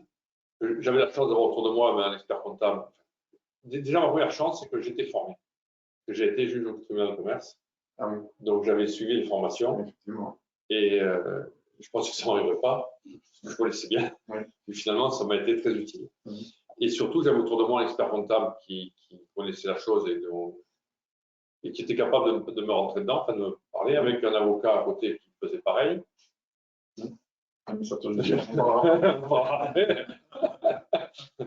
Voilà, c'est un avocat contentieux. J'étais un commissaire au compte. On a quand même commencé par une procédure amiable. Et commissaire au compte, mais ils étaient déjà dans. Oui, ils étaient déjà dans la boucle. Et la procédure amiable, ça a été commencé par un mandat ad hoc pour commencer à négocier. Puis, bon, même si j'avais fait en théorie côté juge, je ne m'imaginais pas. Ouais, mais ce qui allait m'arriver, quand je voyais depuis le haut de mon truc avec ma robe, je n'imaginais pas ce que j'avais vivaient. Et donc, à partir de là, vous avez pu bâtir une nouvelle stratégie. Voilà, j'ai bâti une stratégie qui était claire pour moi. Et puis, je m'étais convaincu que si je continuais la même chose, tôt ou tard, ça reproduirait les mêmes effets. Même si j'avais un peu de talent pour restructurer, il fallait voir plus loin. Donc, ça a été clair. Là, je n'ai rien lâché. Puis, du coup, j'ai aussi reconstitué la gouvernance du groupe. Enfin, je me suis entouré de gens pour compenser toutes mes lacunes. Bien sûr. Et justement, dans le cadre de l'équipe de crise, donc, vous avez constitué, quel a été votre rôle? On en parlait tout à l'heure, on disait que le rôle du dirigeant était quand même important. Vous, dans votre cas, quel rôle avez-vous joué dans l'équipe de crise? Mon rôle, ça a été de ne pas forcément accepter tout ce qu'on me disait. C'est-à-dire qu'en fait, je me suis formé, c'est-à-dire que, j'avais ma formation un peu de commissaire, mais après, sur Internet, vous avez beaucoup de choses intéressantes, notamment Philippe Perlot, qui est un des mandataires, sur tout ce qui est les fonctions d'admin, tout ça. Je me suis beaucoup formé là-dessus. Et après, au niveau de l'équipe de crise, c'est moi qui pilotais et qui devais prendre la décision. J'étais en sauvegarde, donc j'avais quand même pas mal la main. Et bon, ça fonctionnait assez naturellement, quoi. C'était juste moi qui consultais là où j'avais besoin et qui essayait de mettre en contact, par exemple, un avocat avec Maître Blanc pour le convaincre des fois. Parce que j'arrivais à le convaincre sur la partie entreprise, mais sur la partie juridique, il avait du mal à trouver la solution des fois. donc après, et d'ailleurs, à la fin, tous, on s'est plutôt éclaté parce qu'on a trouvé des solutions. C'est aussi ça qui est intéressant, je pense, c'est que on croit qu'on est dans des modèles stéréotypés. Et c'est vrai qu'il y a beaucoup de situations où quand on est dans une procédure collective, on se dit ah, on va aller vers un plan sur 10 ans, progressif, etc. Et qu'en fait, c'est aussi intéressant pour nous parce qu'on part sur des modalités qui sont finalement adaptées à l'entreprise et pas forcément des modalités classiques de procédure. Et c'est possible, ça. Ouais. Et c'est quand Antoine dit qu'on s'est éclaté, on était chacun à sa place, on était chacun dans son rôle, y compris avec l'expert comptable, y compris avec l'avocat, mais c'était quand même un challenge permanent, quoi. Quand vous le voyez, vous imaginez bien qu'il y a une idée toutes les 5 minutes, quoi. Et des fois, dans nos procédures, l'idée, c'était pas la bonne, quand même, quoi. Il faut arriver. Certainement. Ouais. Mais à côté de ça, par contre, ça nous a aussi, nous, obligés à réfléchir un peu différemment. Et ça c'est effectivement, encore une fois, le lien entre tout le monde qui fait qu'on se dit, bon, ah oui, finalement, ils nous demandent ça, mais spontanément, il y a eu des moments où on se disait, mais non, c'est pas possible. Et puis, on se pose un peu et on dit, mais pourquoi c'est pas possible? Alors, c'est pas tout à fait la même introspection, mais ça revient sur des sujets qui sont de dire, mais le but de tout ça, c'est d'arriver à mettre en place une solution pour essayer de sauver l'activité de cette entreprise, les gens qui sont autour et les engagements qui y sont. Et après, ben, on essaie de voir si ça peut être adapté à notre procédure, effectivement. Et mon rôle, c'était de communiquer sans lui. Oui. Mon envie de m'en sortir, etc. Et du coup, ça crée une dynamique. Et après, voilà, j'organisais un peu, quand j'avais une idée, j'essayais de voir avec qui pouvait me servir d'allié. Pour convaincre les autres. Oui, pour convaincre les autres. Avec quand même comme premier point de base le fait que votre activité a très vite quand même retrouvé. Oui, la loc. Ouais, on était quand même dans un cadre où de nouveau la rentabilité est revenue, où l'exploitation était satisfaisante. Ouais. Ça, mais j'avais quand même j'ai choisi un métier de crise, la location, sauf que j'avais un problème, c'est que plus personne ne voulait me financer. Oui, bien sûr. Donc il a fallu que je trouve des solutions. Et là aussi, le rôle du dirigeant, c'est qu'il ne faut pas laisser les fournisseurs, notamment, au mandataire judiciaire. Il faut prendre la main très vite. Après, on peut discuter avec le mandataire, mais on sait ce qu'il a raconté. Puis on fonctionne avec les fournisseurs. Et puis il faut que les fournisseurs ils rentrent un peu dans l'équipe. Ouais. Il faut arriver à les faire qu'ils aient envie qu'ils soient convaincus que votre plus belle richesse, ce n'est pas vos actifs, c'est l'avenir. Ouais. Et à partir de là, ben, il y en a qui ont commencé à me financer des matériels. Ils empruntent à la banque, me faisaient des crédits, bon, un peu cher, voilà. Mais ça déroule. Enfin, tout bête aussi, c'est que dans les priorités de règlement, j'avais les salaires, les honoraires. C'est vrai que j'ai toujours le salaire, c'était avant le premier, absolument, et les honoraires. Et je réglais en dernier ceux qui sont les plus intransigeants et qui gueulent le plus et les plus dangereux, c'est l'État et les banques. Mais après, j'ai trouvé des gens pour m'aider et le gros boulot de dirigeant, c'est de créer cette dynamique. Et de prendre les fournisseurs et pas couper avec les banques, prendre les fournisseurs en lien. Les banques, on en parlera. Et justement, concrètement, comment avez-vous pu participer à cette équipe de crise? J'imagine que votre formation en tant que juge au tribunal de commerce a dû vous aider considérablement. Comme on disait tout à l'heure, il faut que les gens soient informés un minimum. Vous l'étiez plus qu'un minimum. Et comment avez-vous adapté également votre stratégie à la période que vous viviez? Bon, il y a un truc, c'est que tout de suite, j'étais ancien juge, mais c'est devenu un handicap. Parce qu'un ancien juge, chef d'entreprise qui se plante, c'est pire qu'un justiciable. C'est en dessous de tout, quoi. En plus, on arrive dans les tribunaux, comme Montpellier, où j'avais été juge, les mecs, ils avaient une peur bleue de juger quoi que ce soit me concernant. Et dans les autres, ils ne supportaient pas que je sois à Montpellier. Et aussi, il y avait une méfiance absolue. Donc, c'est devenu d'un poids terrible. Et après, dans l'équipe, ce qu'il faut savoir, c'est qu'il y a des gens qu'on choisit, et là, qu'on ne choisit pas. le juge commissaire et le mandataire. Oui. Et après, ils sont dedans. Et surtout, le mandataire, il faut arriver tout en ayant la main sur les fournisseurs, à ne pas s'en faire un ennemi. Et lui, il ne faut pas oublier que lui, sa principale rémunération, c'est ce qu'il vend aux actifs. Et que ça, c'est un premier point. Le deuxième point particulier des mandataires, c'est qu'ils sont à l'âge de pierre. Ils ont des équipes très petites, ils ont du mal à suivre le rythme. Enfin, c'est le mandataire. Il ne faut pas s'en faire un ennemi. Ouais, j'ai du mal à adhérer totalement à ça. Mais c'est en tout cas notre ressenti. Ouais, et puis j'en ai eu 3. Mais à Perpignan, à Toulouse et ici. Mais par contre, ici, j'ai réussi à le mettre avec nous. Et sur certaines situations où personne ne voulait m'accorder des trucs, c'est lui qui m'a trouvé les solutions. Donc, il n'y a rien d'impossible. Ouais, on a tous des expériences, effectivement, mais on a été impliqués et on rentre véritablement dans l'équipe de crise. Parce que pour trouver des solutions un peu entre guillemets, atypiques, le mandataire, il faut qu'il rentre dans le truc et qu'il joue le jeu. Ah oui, il joue le jeu. Parce que sinon on n'y arrive pas. Et par contre, si lui était OK, il la faisait adopter à tout le monde. Oui. Et même au juge. Là, c'est le mandataire qui dit. C'est le juge commissaire. Après, il faut comprendre les ressorts de chacun. Pour arriver. Le juge commissaire, il est au tribunal, il est indépendant, il est bénévole, il est là, il n'a pas envie de se faire engueuler, donc il suit les professionnels. Et donc, si on arrive à convaincre le mandataire, ça, on va au tribunal. On a quand même eu un juge commissaire qu'il a fallu convaincre quelquefois. Oui, c'est sûr, c'est clair. C'est pas une simple boîte d'enregistrement. Non. C'est-à-dire qu'on n'arrive pas. Si on y va, excusez-moi l'expression, en culotte courte, on est quand même, on peut se faire ramener dans ces 22, quoi. Il faut s'en faire un partenaire et puis il faut faire en sorte qu'il n'y ait pas de mauvaises relations entre les différentes parties de l'équipe. Oui. Parce que c'est nouveau, ils rentrent dedans. Est-ce que vous n'aviez pas l'impression quand même que vous étiez dans un environnement de gens qui voulaient essayer de trouver des solutions? Ah, c'est clair. Non, mais c'est important parce que c'est aussi ça qu'il faut que les gens en ressentent, je pense. Quoi. Ah oui, mais je prends le cas, je peux le citer, Philippe Pernaut, il a fait un super boulot. Et juridiquement, il a creusé les sujets. Quand je lui posais des questions, on a vendu des biens, dans la sauvegarde, je gardais le cash. Et c'est lui qui m'a trouvé la solution pour pouvoir le faire. Et ça m'a sauvé. Donc, bon, après, il y en a d'autres. Non, bah, après, j'en ai 3. Donc, justement, alors, concrètement, comment avez-vous pu adapter votre stratégie à la situation? La situation qui est quand même une situation d'urgence. Et la stratégie, on ne la bâtit pas dans l'urgence, on la bâtit sur un temps plus long.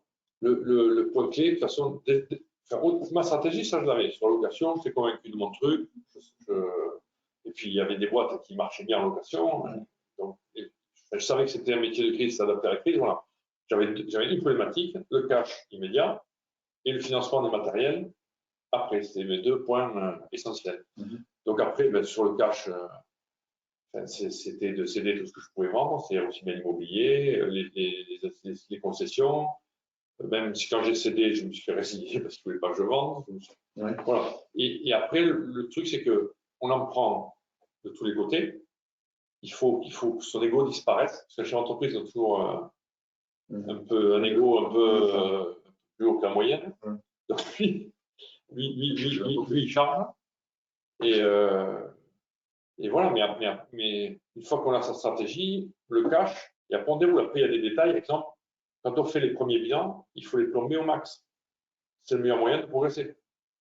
Alors que quand on fait les premiers bilans, on se dit, bon, il ne faut pas trop que ce soit catastrophique parce que, en fait, il faut que ce soit le plus catastrophique possible pour obtenir une procédure de sauvegarde.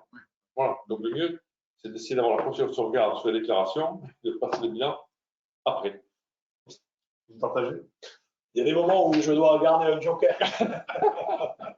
Non, mais il y a des petits points comme ça. C'est-à-dire que je fais une procédure en 2021, je peux l'obtenir avec le bilan 2019, et puis mon bilan 2020, je le sors après à la sauvegarde, mais je le plombe un max. Et en plus, il y a 2 raisons. C'est un, ça me permettra de progresser plus facilement. Et 2, ça va, comme l'État ne vous aidera pas, ça me fera un report déficitaire pour demain. Donc demain, quand ça va commencer à marcher, que j'aurai reporté, je ne paierai pas de l'IS pendant un moment. Après, bon, on le plombe dans l'aspect des règles comptables. C'est des provisions, des fois, un stock, on se dit que ça vaut, et puis la preuve, si on est là, c'est que ça vaut plus rien. Un client, on se dit qu'il va payer, mais bon, s'il n'a pas payé, c'est que voilà. Et puis à ce moment-là, c'est pas là où on risque le plus gros contrôle. Là, il faut penser à la boîte. Il faut arrêter de se mettre des barrières. On est en mode survie. Donc le cash, comment vous avez fait justement pour le privilégier, pour le après j'ai réussi. J'ai fait des sessions d'actifs. J'ai réussi à négocier avec des fournisseurs. J'ai réussi, puisque je reprenais les crédits en route, donc j'avais ma location, je vais payer mes financements. Bon, ben, j'ai essayé de traîner un peu, j'ai tout mis sur le dos, c'était le mandataire qui n'avait pas fait le corps machin. Il faut trouver la limite pour pas que la corde lâche. Il y avait eu quand même une négociation lourde pendant le mandat ad hoc qui avait permis pendant la qu'on n'avait pas réussi à faire aboutir, parce que c'était au moment de Carriel et qu'on n'arrivait pas à avoir les signatures des représentants de Sogélis à l'époque. Et derrière, ces négociations ont permis, dans le cadre de la sauvegarde, j'allais dire quasi imposé, c'est pas imposé, mais d'arriver à avoir un accord des loueurs pour réviser les conditions des loyers pendant la période de sauvegarde. Et ça aussi, ça a été techniquement un élément important parce que, en principe, quand vous êtes en sauvegarde, vous ne pouvez, quand vous êtes administrateur judiciaire, que ou poursuivre ou interrompre un contrat. Et là, on avait réussi, à travers les négociations qu'on avait eues en amont et les discussions qu'Antoine Lecalec avait continué à avoir avec les loueurs et avec l'aide d'un de ces représentants des loueurs qui avait été franchement plutôt positif alors que les autres ne jouaient pas vraiment le jeu. Nous, lorsqu'on a été mis en demeure, en accord avec Antoine, on a répondu qu'on était d'accord sur la poursuite des contrats, mais dans les nouvelles conditions qui avaient été négociées et qu'on rappelait dans notre courrier. Le risque, c'était que les co-contractants nous disent « Ah mais là, vous n'avez pas le droit à ça ». Et en fait, on a eu, je crois qu'il y en a eu un ou deux, mais il y en avait je ne sais plus combien le gros problème, qui ont refusé, mais globalement, ça avait permis quand même en termes de trésorerie d'alléger au moment, puisque une des difficultés, c'était que les contrats de location initiaux étaient sur des périodes assez courtes, alors que c'est du matériel qui pouvait être utilisé sur des délais plus longs, et donc c'était ce sur quoi on s'était appuyé. Puis comme j'avais une valeur d'actif assez importante, ils essayaient quand même de le récupérer. Donc il y a ceux qui négociaient et ceux avec qui je suis obligé d'avoir des mesures, exemple comme ils sont souvent pas très bons, ils mettent du temps, etc. Ils mettaient trop de temps, donc je leur facturais des frais de gardiennage. Et alors je leur disais, au temps que vous n'avez pas payé, puis je faisais une procédure. Après on trouvait un accord, mais tout le temps de la procédure, ça me permettait de ne pas payer, rentrer dans la trésorerie. Et après, on faisait un accord, je négociais, j'arrivais même des fois à faire un abandon, je leur payais, mais parce qu'à un moment, cash is king. Donc, moi de survie, je faisais tout pour avoir du cash. Mais il ne faut pas couper la corde. Donc j'allais à Paris, je négociais avec les responsables du contentieux, j'ai même eu, j'avais invité à déjeuner, je le fais. Ça n'a pas marché avec tout ça. C'est une implication totale, on le voit bien sur l'entreprise. Totale. Y compris donc dans la cellule de crise, le préserver le cash et certainement la négociation avec les créanciers, être vraiment en front-line. En front-line, il peut être crédible et puis faire jouer aussi des réseaux qu'on peut avoir, enfin tout faut. Et puis toujours se dire avec son équipe, notamment son expert comptable ou son commissaire au compte d'ailleurs, est-ce que là je vais trop loin, mon commissaire au compte, c'est Marie Fourcade, c'est pas facile. De trouver la ligne rouge. Là, Antoine ne passe pas. Là, arrête. Ou l'administrateur. Voilà, donc chaque fois, je testais pour voir. D'accord, oui. Du coup, on pouvait. Il faut être créatif avec son équipe. Et l'équipe que vous apportez, ces idées, cette créativité, vous la retrouvez au sein de l'équipe aussi Bah, du coup, quand je mettais une idée, après il y en a un qui mettait sur la partie juridique, donc il mettait son idée machin. Voilà. Et c'est aujourd'hui, quand on en parle avec tous, on se dit c'était une belle aventure. L'aventure d'équipe. Ouais, une belle aventure d'équipe. Comme le disait Antoine tout à l'heure, et c'est pas sur les aspects financiers. Mais, par exemple, quand il a fallu convaincre de faire la réunion avec les salariés, Oui. Là aussi, ça fait partie des moments où on a échangé avec l'expert comptable. Et où l'expert comptable a sans doute un peu aidé en disant si, il faut le faire. Il y a plein de sujets comme ça. Ouais. C'est marrant quand on parle de l'administrateur judiciaire, je ne pouvais même pas le faire un café. Ah ouais. Déontologie, Oui. donc on vous invite à déjeuner, c'était cool. Et donc, à l'issue de cette phase, comment vous avez procédé justement pour, je dirais, pour retrouver des relations normales, la confiance? On a vu que certains banquiers étaient restés, puisqu'ils sont dorénavant. Ils sont revenus, ils ne sont pas restés, ils sont revenus. Ils sont revenus. Bon, maintenant, tout le monde revient. Bon. Et comment avez-vous procédé pour... En fait, il y a un point clé, c'est le fichage. Ouais. Et ça, c'est ce qui empêche le rebond. Parce qu'en fait, on parle tous de rebond, de l'échec, il y a des vertus, etc. Mais la réalité, ce n'est pas celle-là. La réalité, c'est qu'on est un délinquant qui va au tribunal et qui est fiché après. Celle-là, la réalité, elle est brutale. Et dans ces fichages, il y a deux types de fichage. Il y a le fichage légal. Donc celui-là, il y a des règles. Et il faut s'en occuper parce que personne ne s'en occupe. C'est un greffe. Ceux qui ont fréquenté le greffe, ça encaisse. Je sais, vous pouvez rien dire. De la réunion. Non, mais personne ne s'occupe de lever les fichages au niveau des greffes. Maintenant, là, ça a un peu évolué aussi. C'est que les mentions de procédure collective sur les CADIS peuvent être enlevées en fonction de certains délais. Et ça commence à être un peu automatisé, mais c'est vrai que c'est très important. Enfin, à l'époque, ça fait pas 20 ans, mais ce sujet-là était un vrai sujet. C'est très important. Et le deuxième point, c'est tous les fichages illicites des banques. Exemple, je suis avec la Banque Palatine, qui est une petite banque du groupe BPCE. J'ai eu un problème de Banque Palatine. Il y a 10 banques avec qui je peux plus travailler. Ouais. Et pendant, bien après la procédure. Ouais. Et quand on essaie de savoir de lever ces fichages, parce que je me suis battu pour ça, les gens ne savent pas comment ça marche, on ne sait pas qui c'est, mais ça n'existe pas. Vous avez des interlocuteurs qui viennent nous faire des offres, qui sont convaincus, s'ils ne viennent pas pour perdre du temps exprès. Et au dernier moment, on leur explique au niveau du groupe, voilà. Et là, il faut regarder les relations avec ces banquiers pour qu'il y ait des gens qui se battent pour vous. Et pour qu'ils se battent pour vous, il faut qu'ils voient que la boîte marche. Mais là, c'est terrible. C'est pour ça que la seule solution, c'est de se garder de côté des banques, d'identifier des banques qui ne sont pas des banques de groupe, il n'y en a pas beaucoup. En général, on ne travaille pas beaucoup avec elles quand ça va bien, parce qu'elles sont plus chères. Mais par contre, quand on sent que ça va commencer, c'est pas bête d'ouvrir un compte chez eux, de mettre un peu de trucs et pour les avoir quand on sortira. Après. Ouais. D'accord. Mais ça, le fichage, c'est chez les crédits bailleurs, vous avez peut-être chez un crédit bailleur. En France, c'est terrible. Et j'en ai encore. J'ai une boîte qui est cotée 3+, et je suis encore fiché. Quoi. Bon, maintenant, moi, j'en fiche. J'ai fiché BNP. Mais j'ai encore des fichages qu'on vient juste de lever ou qu'on a du mal à lever. Bon, maintenant, c'est plus. Je ne cours plus après les banques. C'est l'inverse. Oui. Ça ne va peut-être pas durer, donc je reste quand même prudent. Je garde toujours une petite banque qui. Voilà. Mais ça, c'est terrible. Terrible. Et du coup, ça génère des humiliations permanentes. Je sais pas, moi, j'ai des exemples de chefs d'entreprise.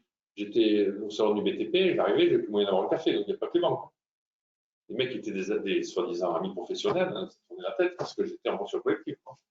Il faut être prêt. C'est difficile à supporter, effectivement, dans ce on le supporte quand on se dit attends, c'est de ma faute, donc c'est normal que je paye le prix. Donc toujours le fait d'avoir reconnu que c'était de sa faute.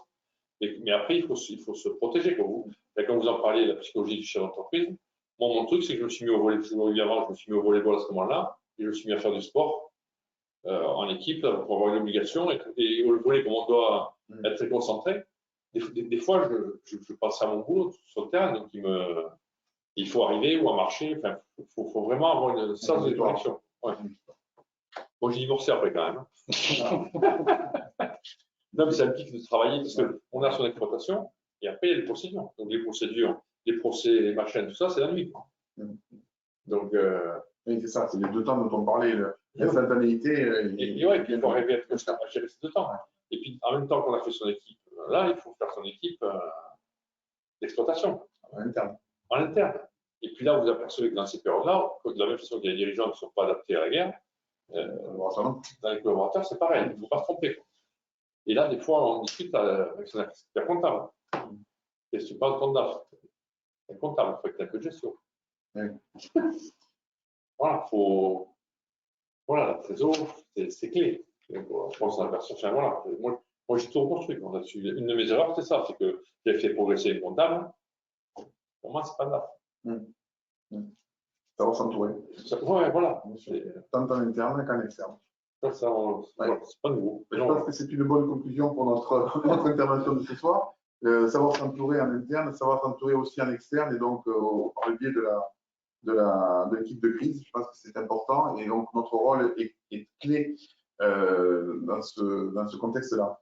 Donc vous retrouverez sur le webinaire et bientôt en téléchargement sur le site de l'Ordre plusieurs documents, les dirigeants de l'entreprise en difficulté de l'Institut Thomas More, les dirigeants des TPE, PME et les procédures collectives de l'IFPC.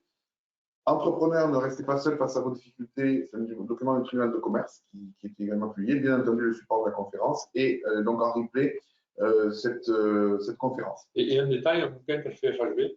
Oui, alors ça, on donnera le lien parce qu'il est lourd.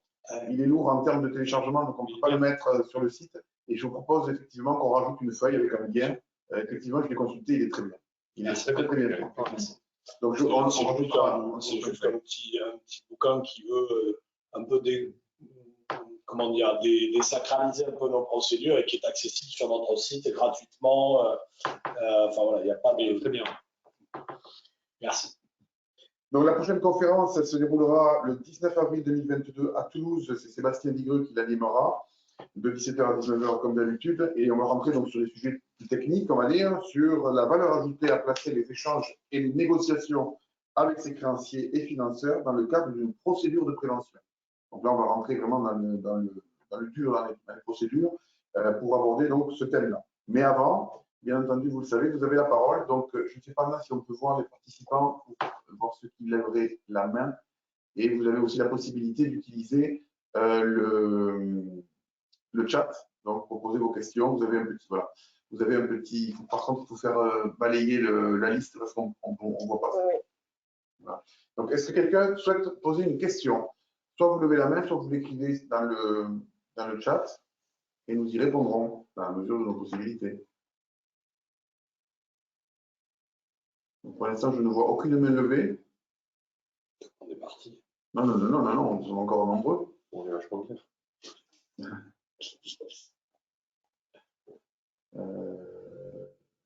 Pas de main levée pour l'instant. Il n'y a pas de questions. Pas de questions sur le chat non plus. Ah, si. On en voit. Voilà, donc. Voilà, on va ouvrir. Donc, Carole Bavet, on va ouvrir votre micro.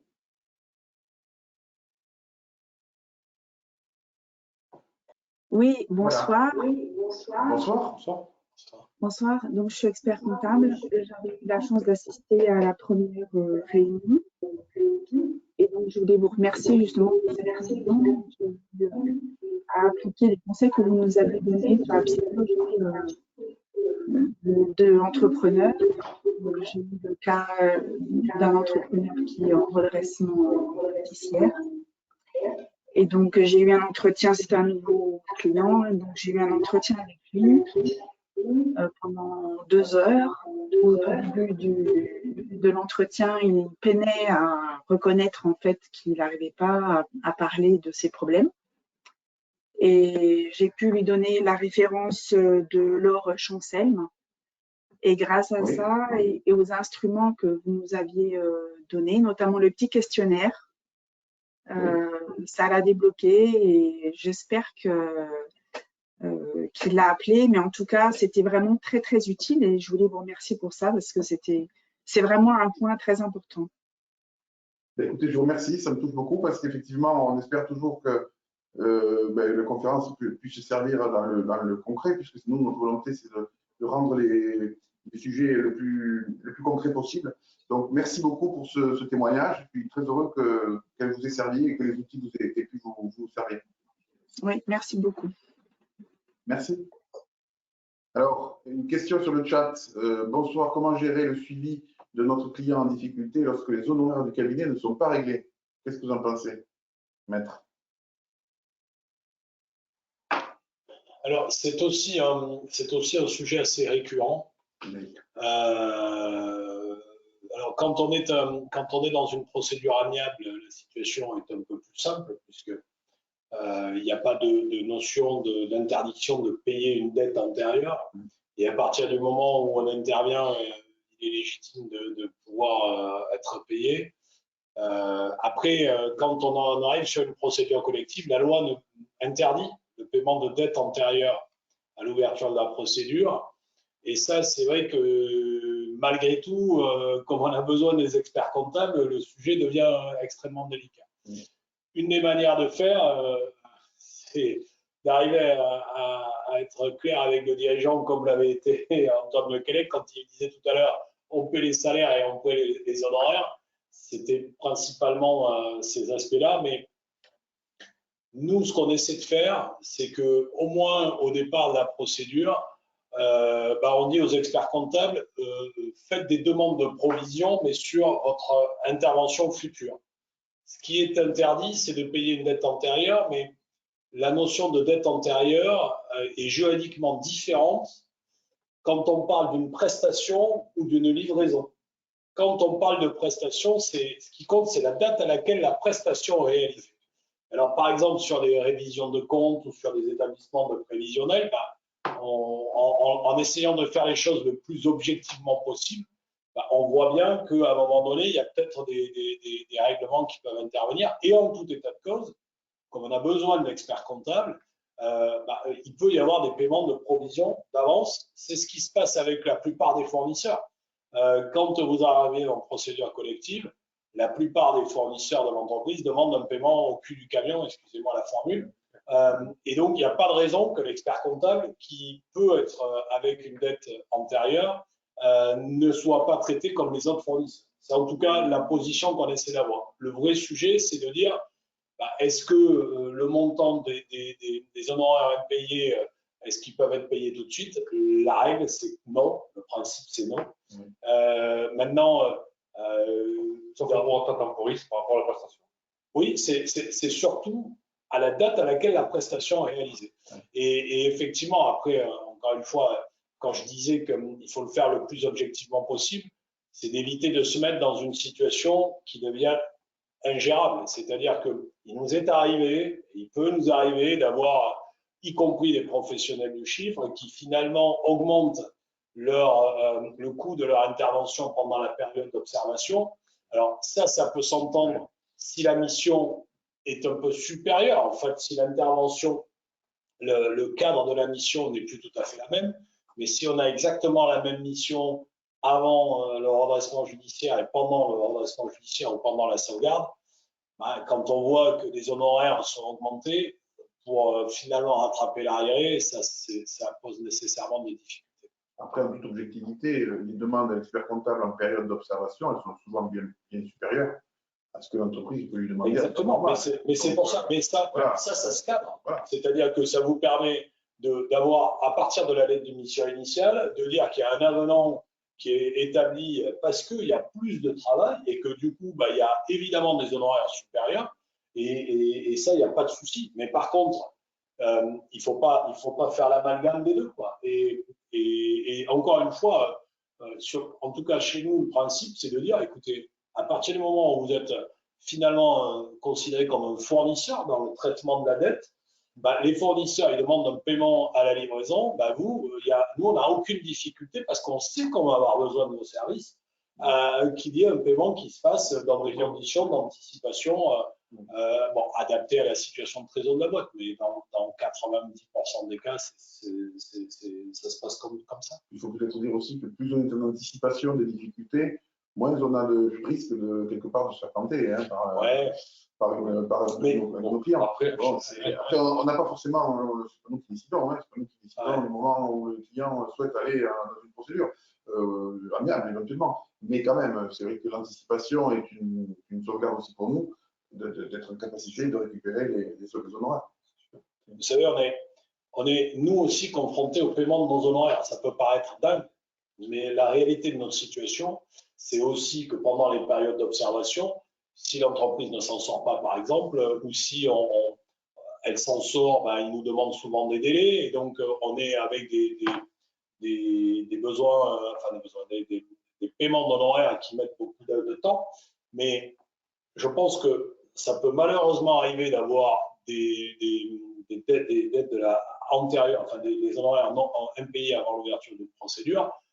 Après, c'est aussi finalement le lien que vous avez avec le dirigeant. Soit vous avez le sentiment qu'il vous l'a fait un peu à l'envers, et à ce moment-là, ça permet aussi de recadrer un peu la relation et justement de pouvoir dire, bah, si vous voulez qu'on vous aide, on peut le faire, mais il faut aussi qu'on soit clair.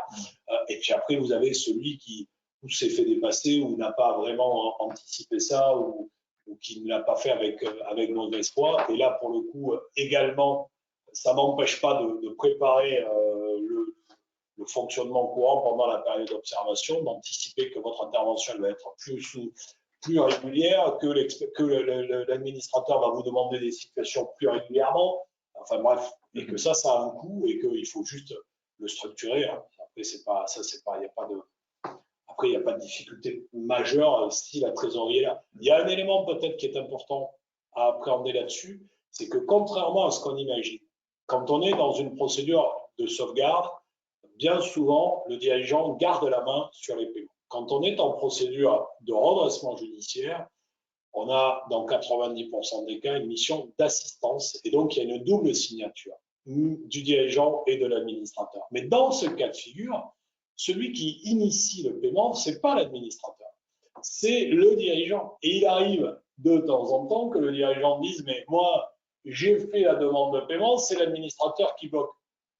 L'administrateur, il n'a aucun intérêt à bloquer quelques paiements que ce soit, sauf si ce sont des paiements qui sont des paiements de dette antérieure, et là, oui, effectivement, on peut bloquer, soit, et c'est malheureusement parfois le cas, parce qu'il n'y a pas la trésorerie.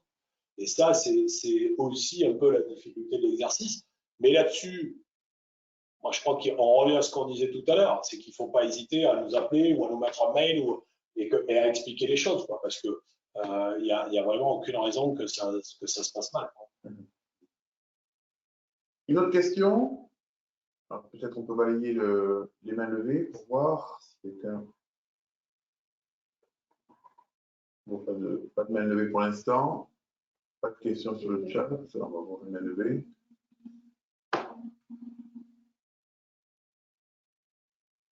Bon.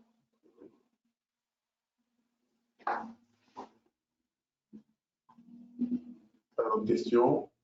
Non. Personne qui lève la main. Écoutez, on va donc vous remercier. Ah si, pardon, Alexis. Alexis, on va vous donner la parole. Vous avez la parole. Alexis Frigoul. Il faut que vous branchiez votre micro si ce n'est pas le cas. Au niveau du canal, le micro est ouvert. Ah.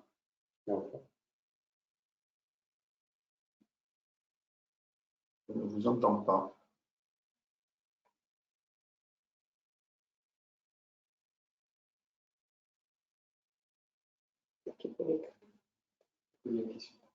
Oui, peut-être sur le chat, si vous pouvez. Alors, on ne vous entend pas. Le micro est ouvert, mais on ne vous entend pas. Si vous voulez bien me poser la question sur le chat.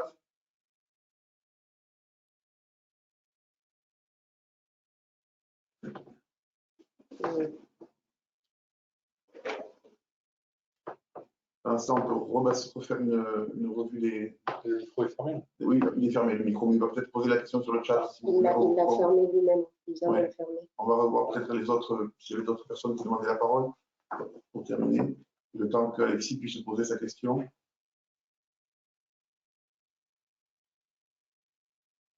Pas de main levée pour l'instant.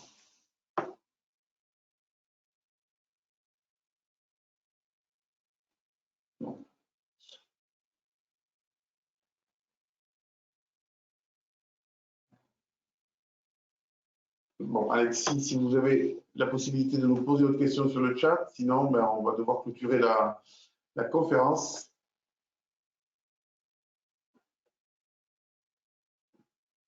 Bon.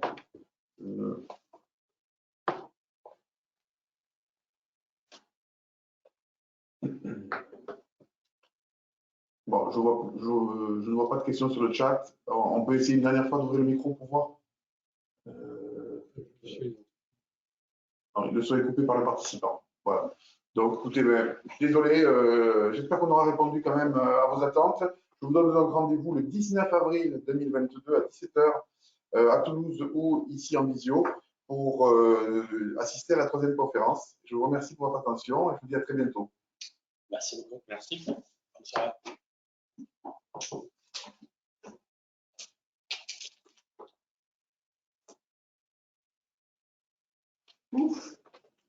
Voilà. Compliqué la souris.